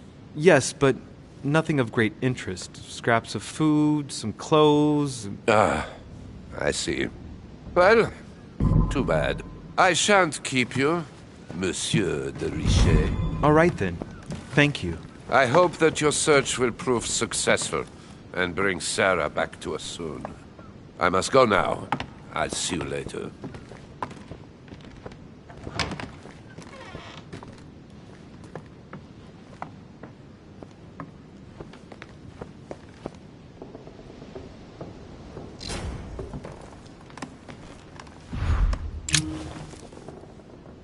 Monsieur Bonaparte, may I speak with you a moment? May we?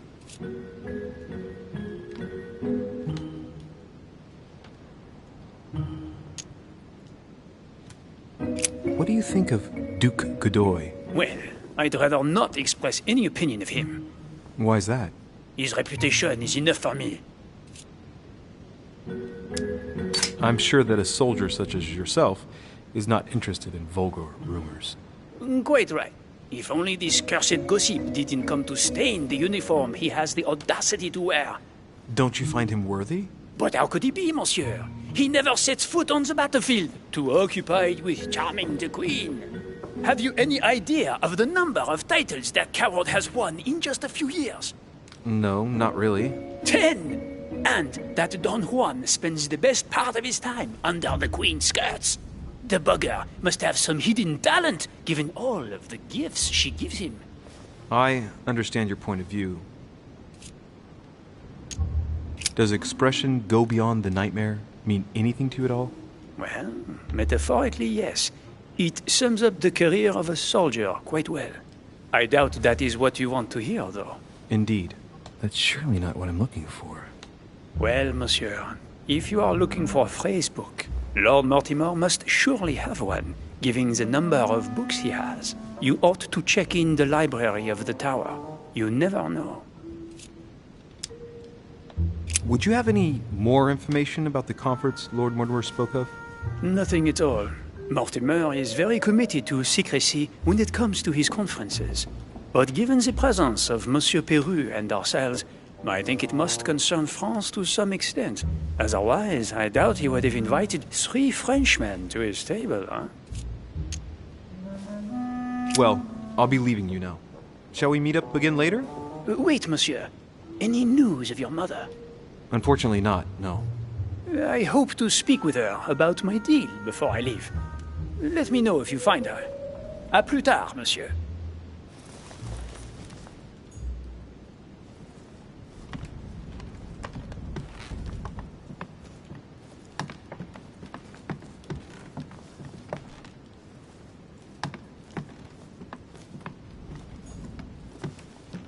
Chronicles of the Amber Princes. As I recall, Dorkin was my favorite character.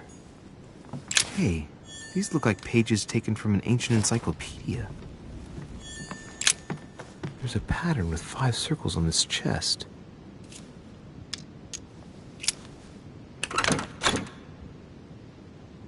have no space left. I'll retrieve it later. I have no space left. I'll retrieve it later.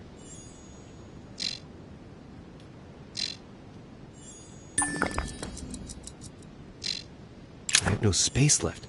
I'll retrieve it later.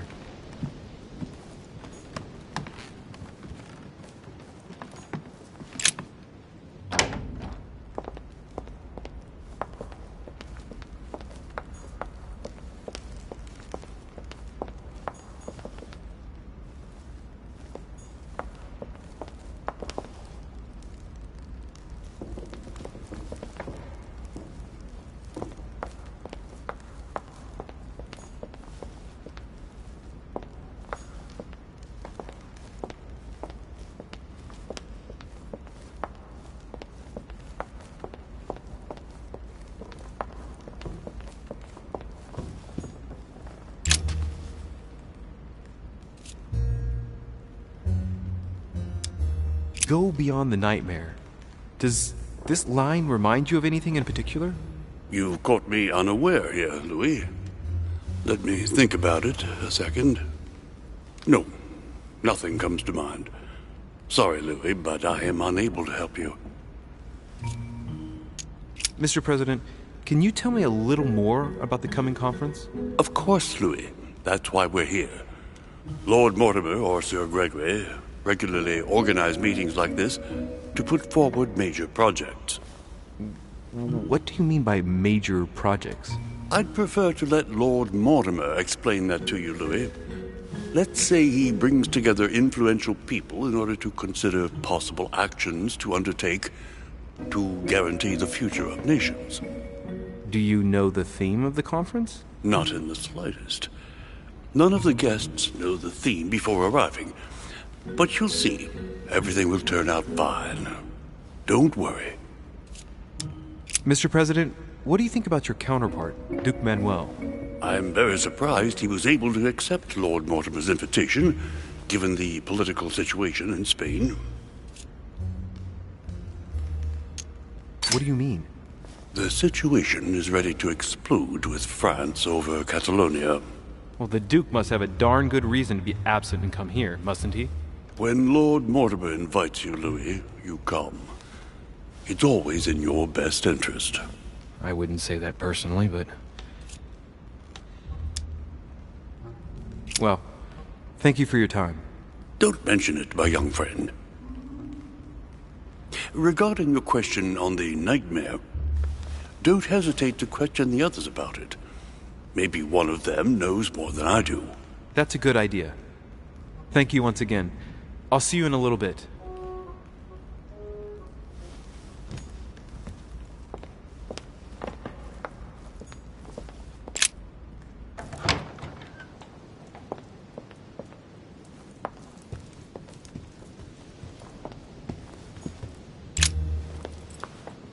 Ah, Louis. Just the man. Good Lord. How did the king come to be executed?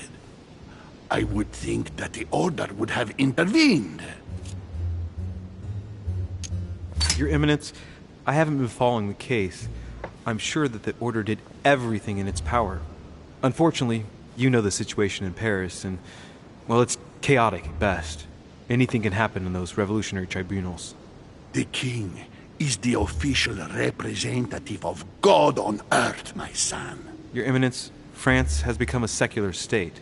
The king was just another citizen to them. He refused to admit his errors, looked down upon them, and attempted to escape.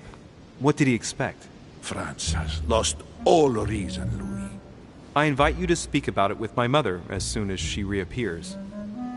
Is there any news of her? Well, I hope it won't be long before I find her, Your Eminence. Louis, I'm counting on you. If you don't find Sarah before my departure, I must ask you to give me back the letter I gave you. Well, don't worry about that, Your Eminence. Now you wanted to speak to me. If I say the nightmare to you, does it make you think of anything? Your question is strange, my son. Difficult to say. Could you at least tell me a little more about the context? Think of a place and tell me the first thing that comes into your mind when I say the nightmare. Let me think. I'd say Lord Mortimer's favorite painting on the wall behind his desk. You know, that painting caused quite a stir when it was exhibited. It is titled The Nightmare, and it shows a woman lying down with a creature sitting on her. And in the background, a horse. I don't know if it will be of any help, but I can't think of anything else. You never know. Thank you for that, though, Your Eminence. I gotta go and see it just in case, though.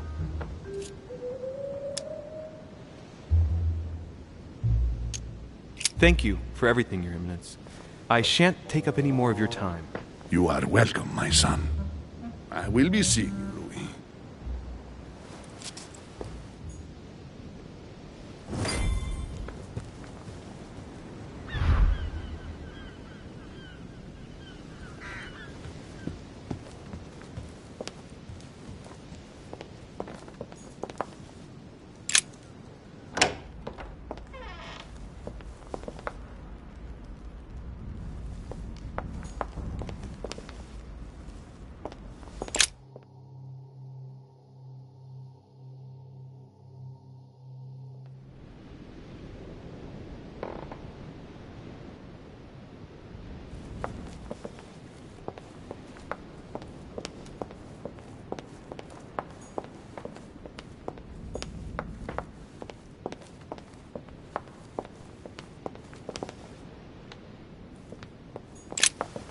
What do you want, Louis? I've already asked you, but I don't remember the answer. What did you say to me about going beyond the nightmare? Good heavens, you're losing your memory. I haven't the least idea what it might mean. Oh, all right. That's too bad.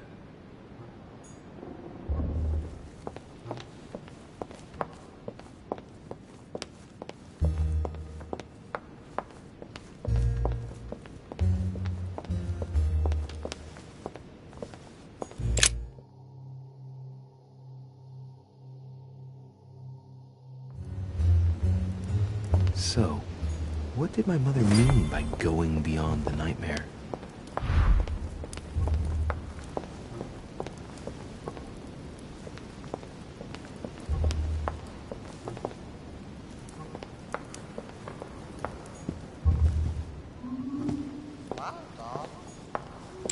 The nightmare painted by Fuseli in 1781. Ah, this must be what my mother was talking about. Now just need to find out what she meant by go beyond. Hey, looks like it's mounted on rails on each side. It should lift up, I think. There must be a mechanism somewhere.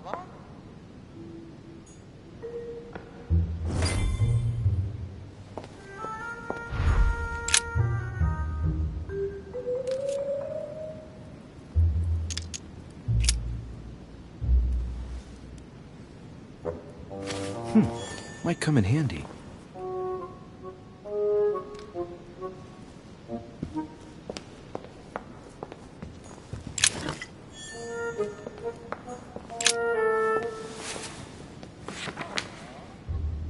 I don't think this book can help me.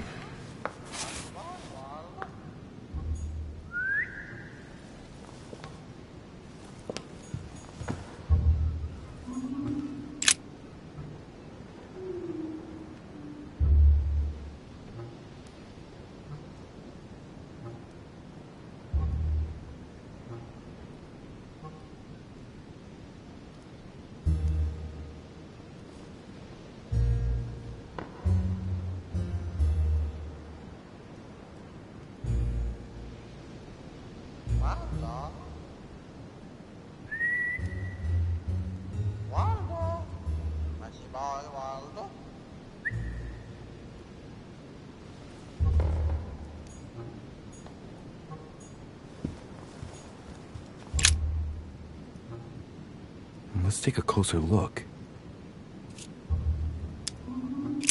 Dark chocolate beans. Very bitter. They're greatly prized in high society. These chocolates are probably a protocol gift. Everybody in Europe loves them nowadays. Marie Antoinette, the Queen of France, has her own personal chocolate maker at Versailles. They say it's her guilty little morning ritual before getting dressed. A cup with 1 sugar and some vanilla, if I remember rightly. I would be surprised if Mortimer has them delivered straight from South America.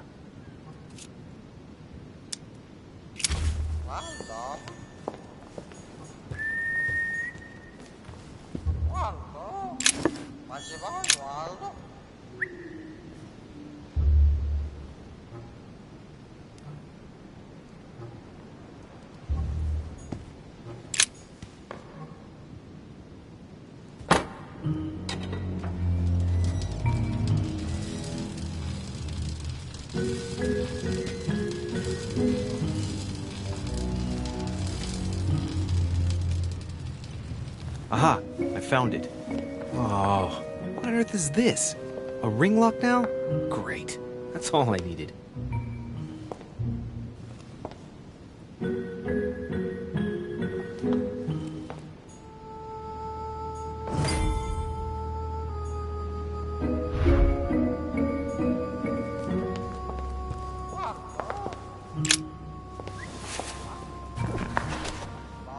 History of the First Crusades by Pierre Amédée de la Salle. Hey, the dates indicate AL, and it looks like 4,000 years have been added to our calendar. Oh, that counting system again.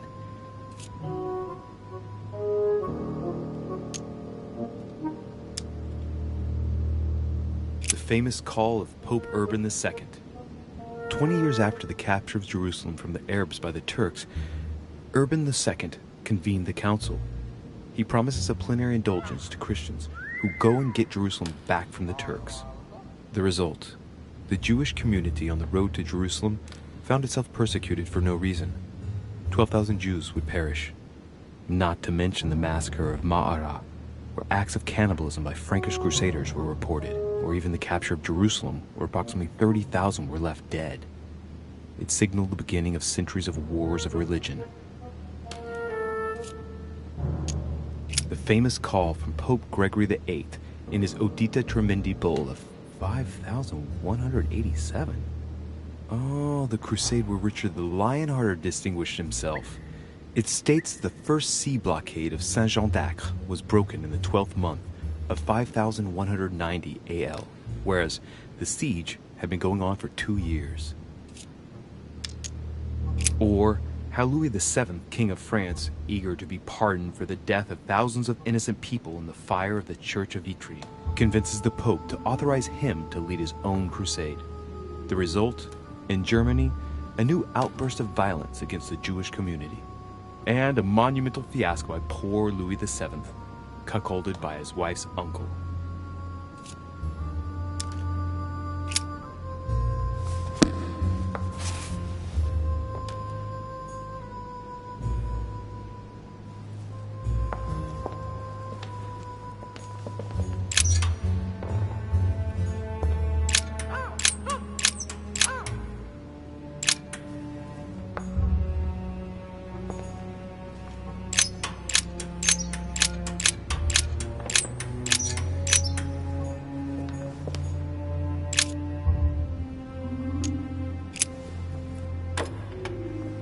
Damn it. It doesn't work. 5,190. I was pretty sure it was right. Maybe I didn't use the right dating system.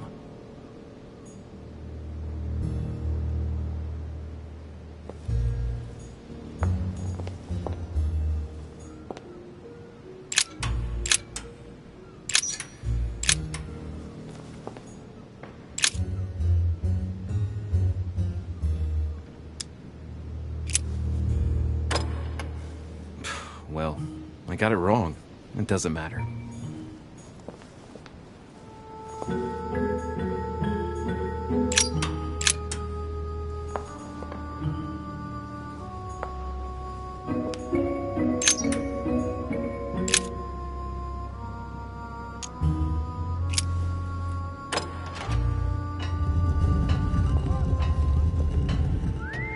Open sesame.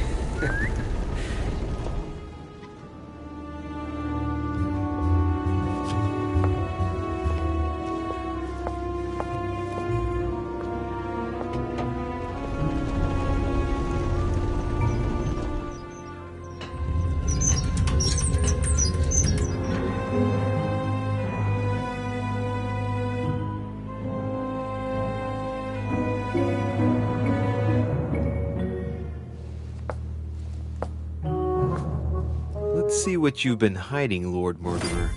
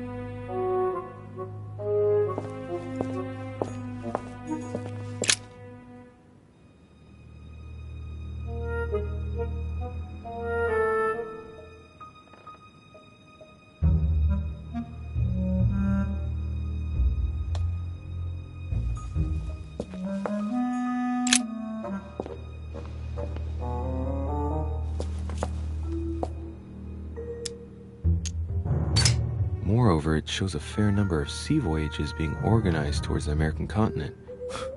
No doubt with slaves. How many men are broken in this trade? Tens of thousands each year, according to what people say. It shows the forces present in Africa. This is unexpected activity in this sector. It looks like there are also many unknowns, even for Mortimer.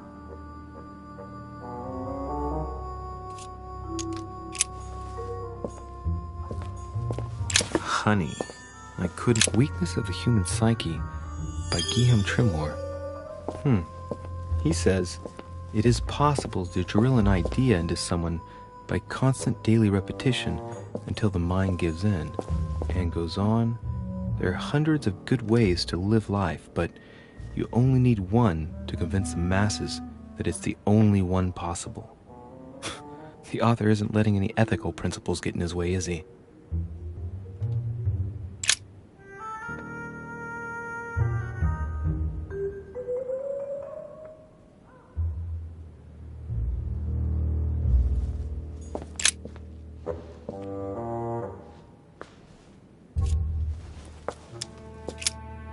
This shows the forces present in America.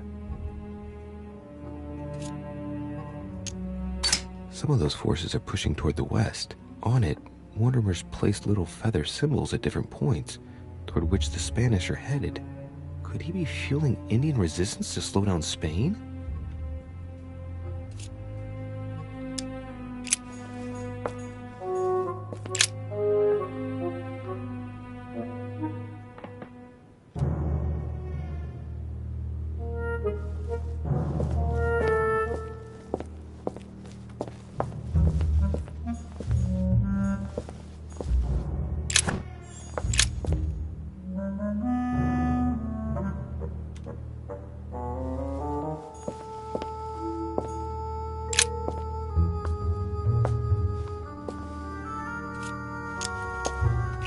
Shows the forces present in Europe.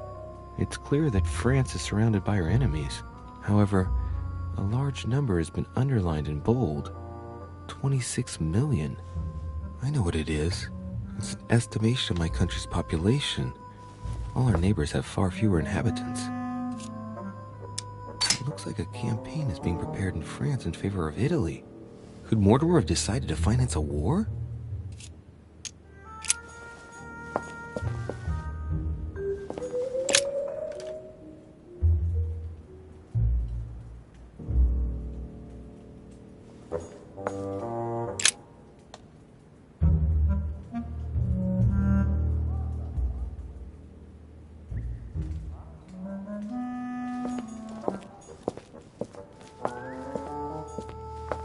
It's locked.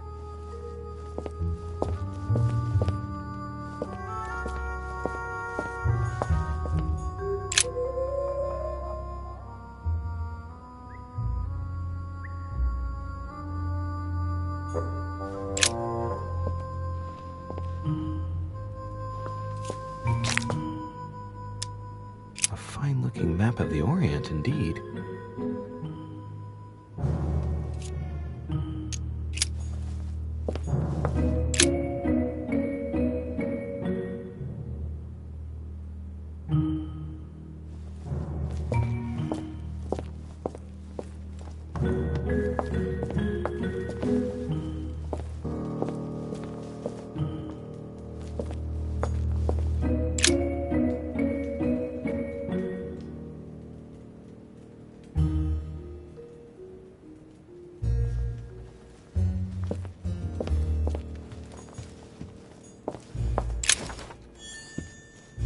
Something strange about this table.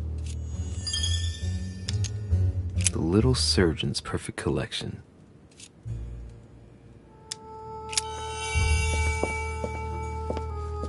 Preservation using formaldehyde. Just as disgusting as ever.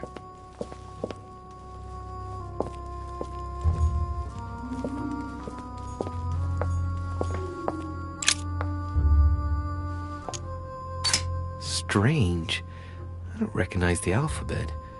I wonder where the pictograms are from. It isn't Egyptian or Hebrew. There are two inscriptions on the sides as well as on the top. No way to know what's underneath. Absolutely no idea what it's for, but I find this cube fascinating. Looks like obsidian or onyx. It must weigh a ton. These are feathers, pigeon, probably. A skeleton by the name of Gustav, if the plaque on the plinth is anything to go by.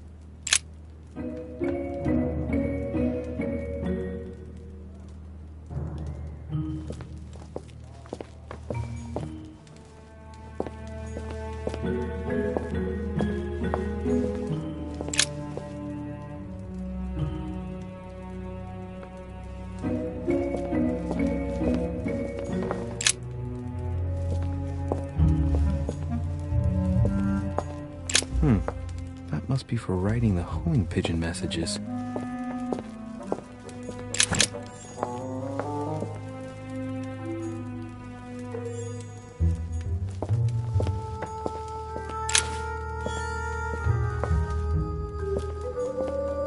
A chest with a motif representing the alchemical symbol of fire.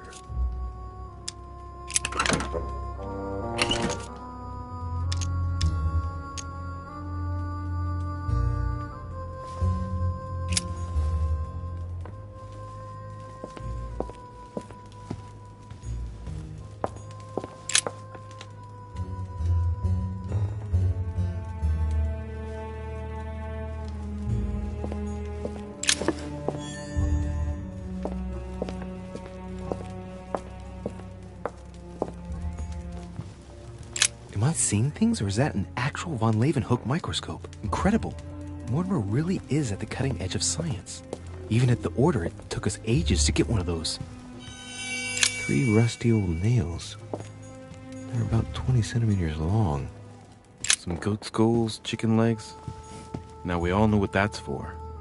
I'm a little surprised that, look, a pack of tarot cards. Has he been reading the cards? Mortimer? That would surprise me.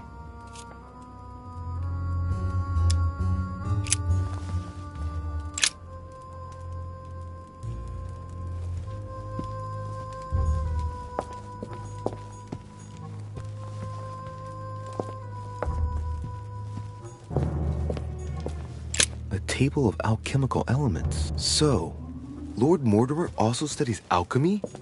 It seems like he's interested in everything.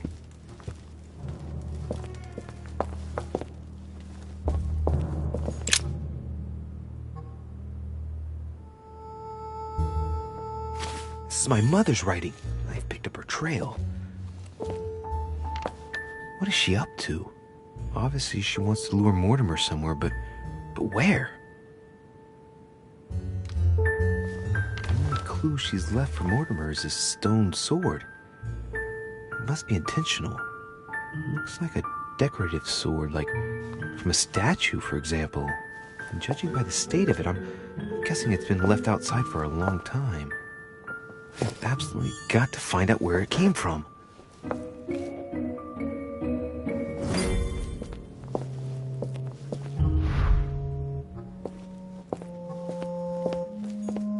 It's locked.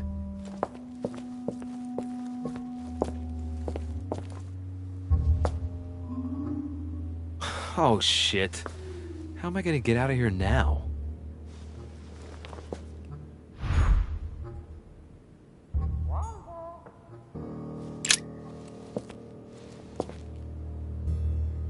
This looks like the same mechanism as the one on the other side. It looks too easy. It could be a trap.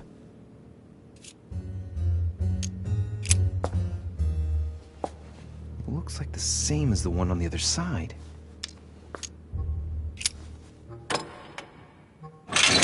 Whoa, whoa. If the grid closes a bit more every time I enter a wrong date, I'd better not mess up again. It doesn't seem to be working.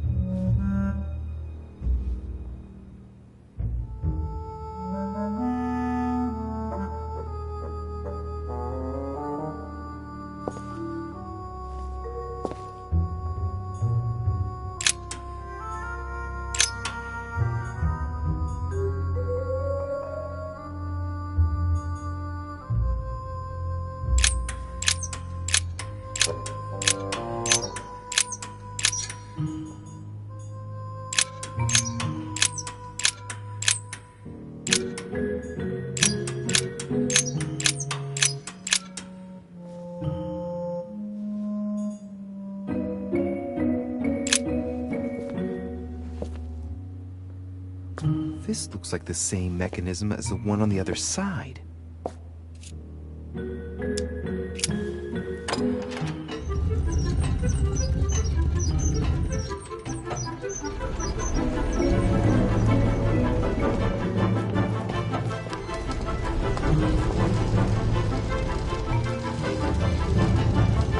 Well, better not dwell on it then.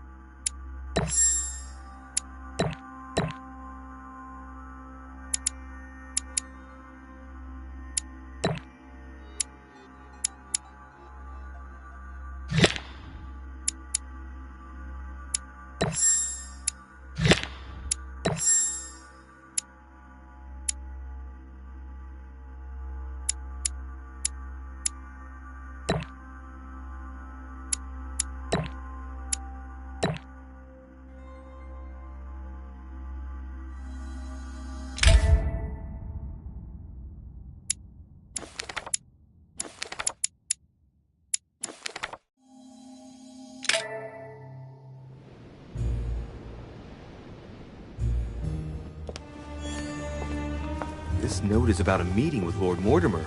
There's no doubt about it. Alright, I need to find out where the sword that came with it's from in order to find Mother. You're joking, I hope. Don't tell me you've done that. Really? How do you expect me to guess? Oh, for God's sake, just ask them.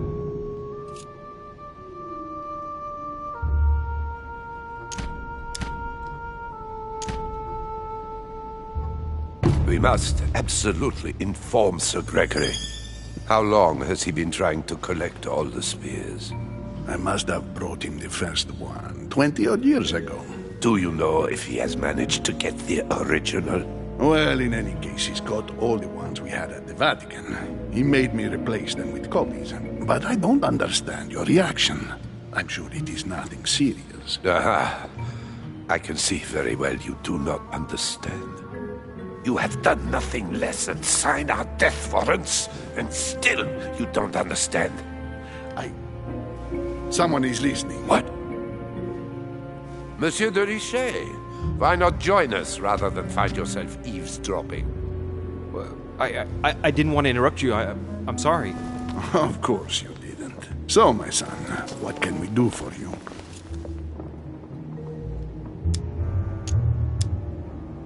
I was wondering if you might have seen an object like this, here, at the manor. What are you playing at, de Richet? I'm afraid I can't help you, my son. Ask someone who knows the manor better than I do. One of the servants, for example. One of them is bound to help you.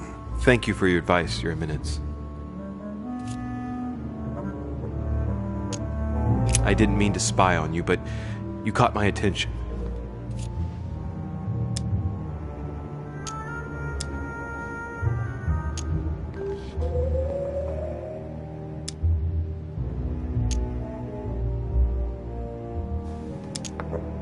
Please excuse me if I interrupt, gentlemen. I didn't want to disturb you. Please, carry on. Your Eminence, you were talking about the Holy Spear, if I remember correctly. The one that killed Christ on the cross. Is that right? Indeed, Louis. I was just telling Mr. von Waldner about the Lord Mortimer's keen interest in the relic. He's been collecting them for years in the hope that he'll find the real one. Enough! Please leave us, monsieur. His Eminence and I wish to finish our discussion alone.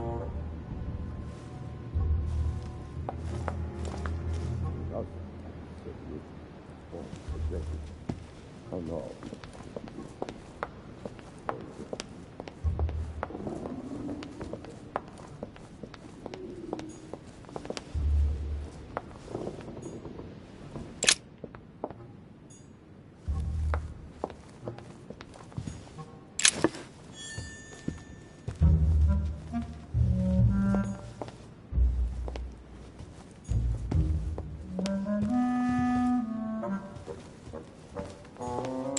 I am sorry, sir, but the conference room is under preparation and is consequently inaccessible to guests. Could you perhaps help me? What can I do for you, sir? Where did this sword come from? From the garden, sir. That sword belongs to one of the statues in the garden. Thank you very much. Don't mention it, sir.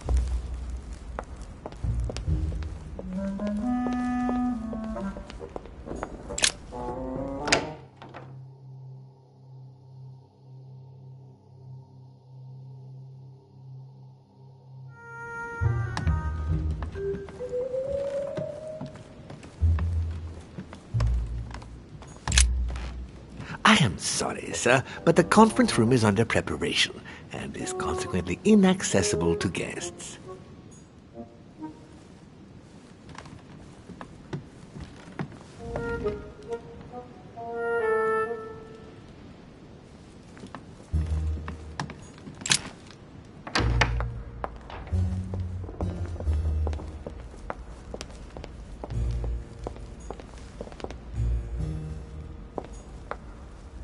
Lord Mortimer certainly has a taste for staging rooms.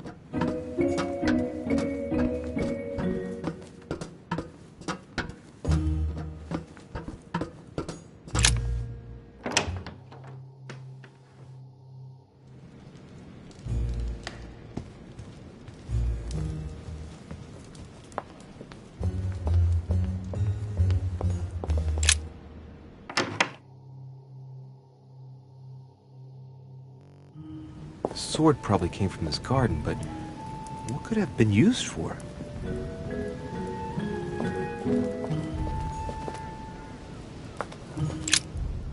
Ariadne. In Greek mythology, she helped Theseus get through the labyrinth. Looks like there's a crack in the region of the heart.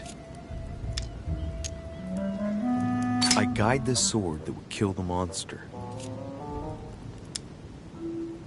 Let's see. A crack as long as my finger. Let's see.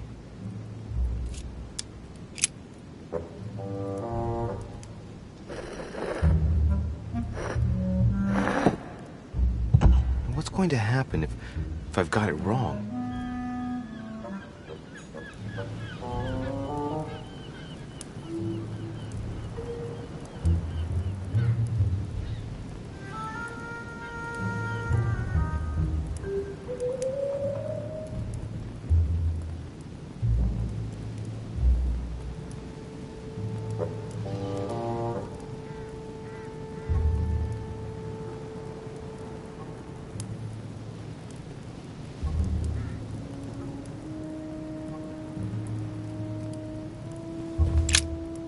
Ariadne.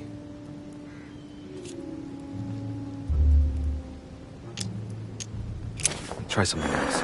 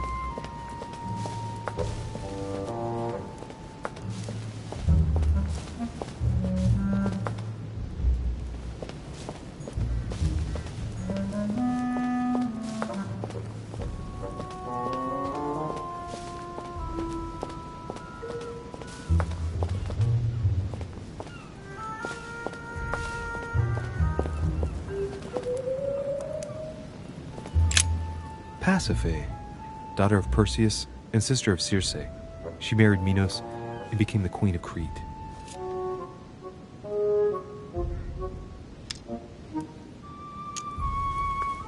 Deliverance alone suffices not to wash away my humiliation. All right, well, let's continue anyways.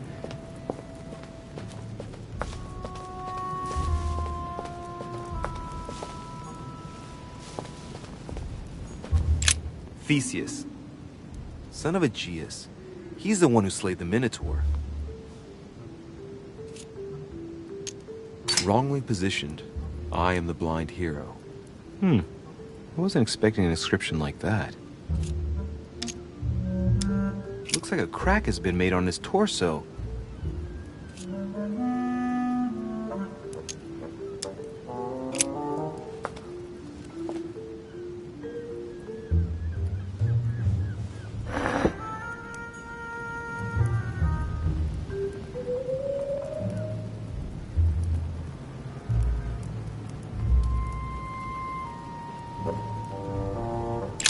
Theseus.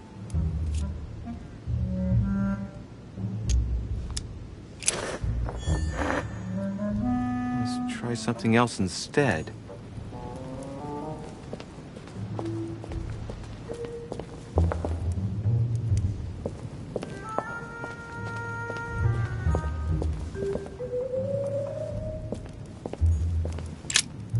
Minos, son of Zeus and Europa. If I remember correctly, he was the king of Crete. Married to Pasiphae, he had many children, including the famous Ariadne, whom history remembers for her thread.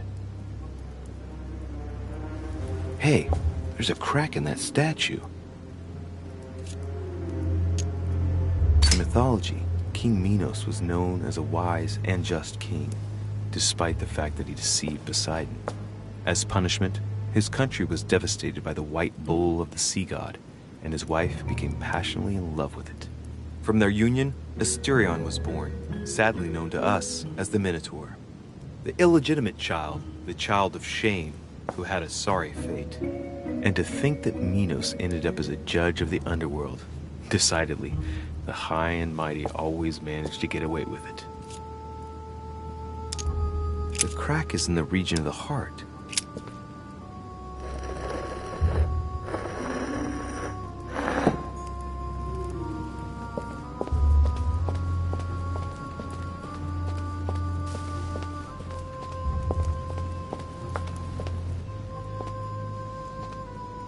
I wonder what this kiosk is doing in the middle of the garden.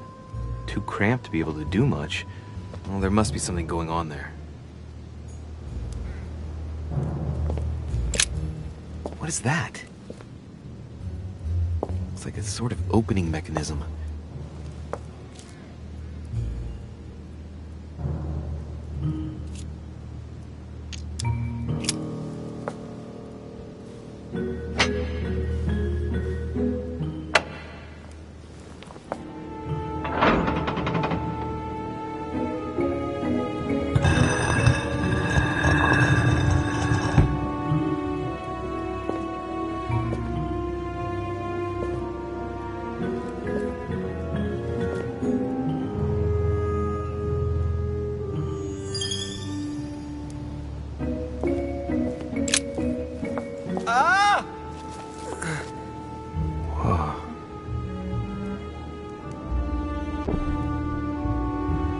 Again?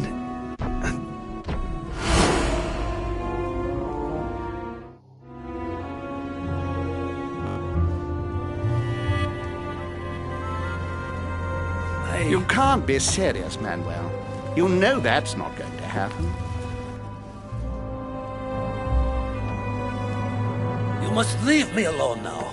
I have agreed to everything. Even to... Agreed? I wasn't aware you had a choice. What's going on here? What now? What else must I do to win back my freedom? Obey me. Now get out!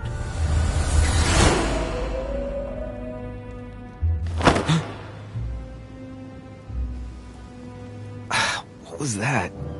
That's the third time in 3 days.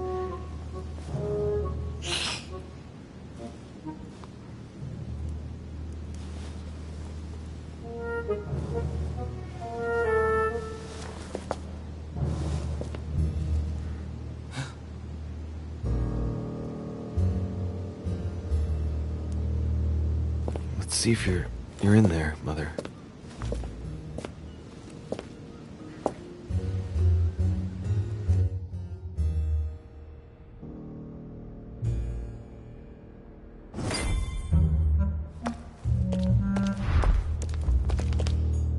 Bandages? Someone's been patching themselves up. Looks like my mother took advantage of being in hiding to change her bandages, huh? This is silk. She must have used her own clothes. These bandages are pretty basic. She'll be lucky if she doesn't get an infection.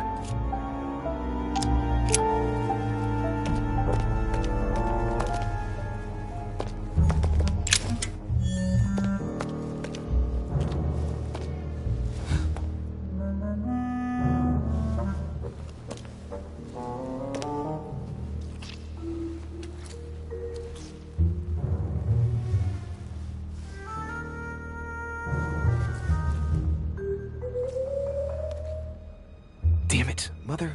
Now what's happened?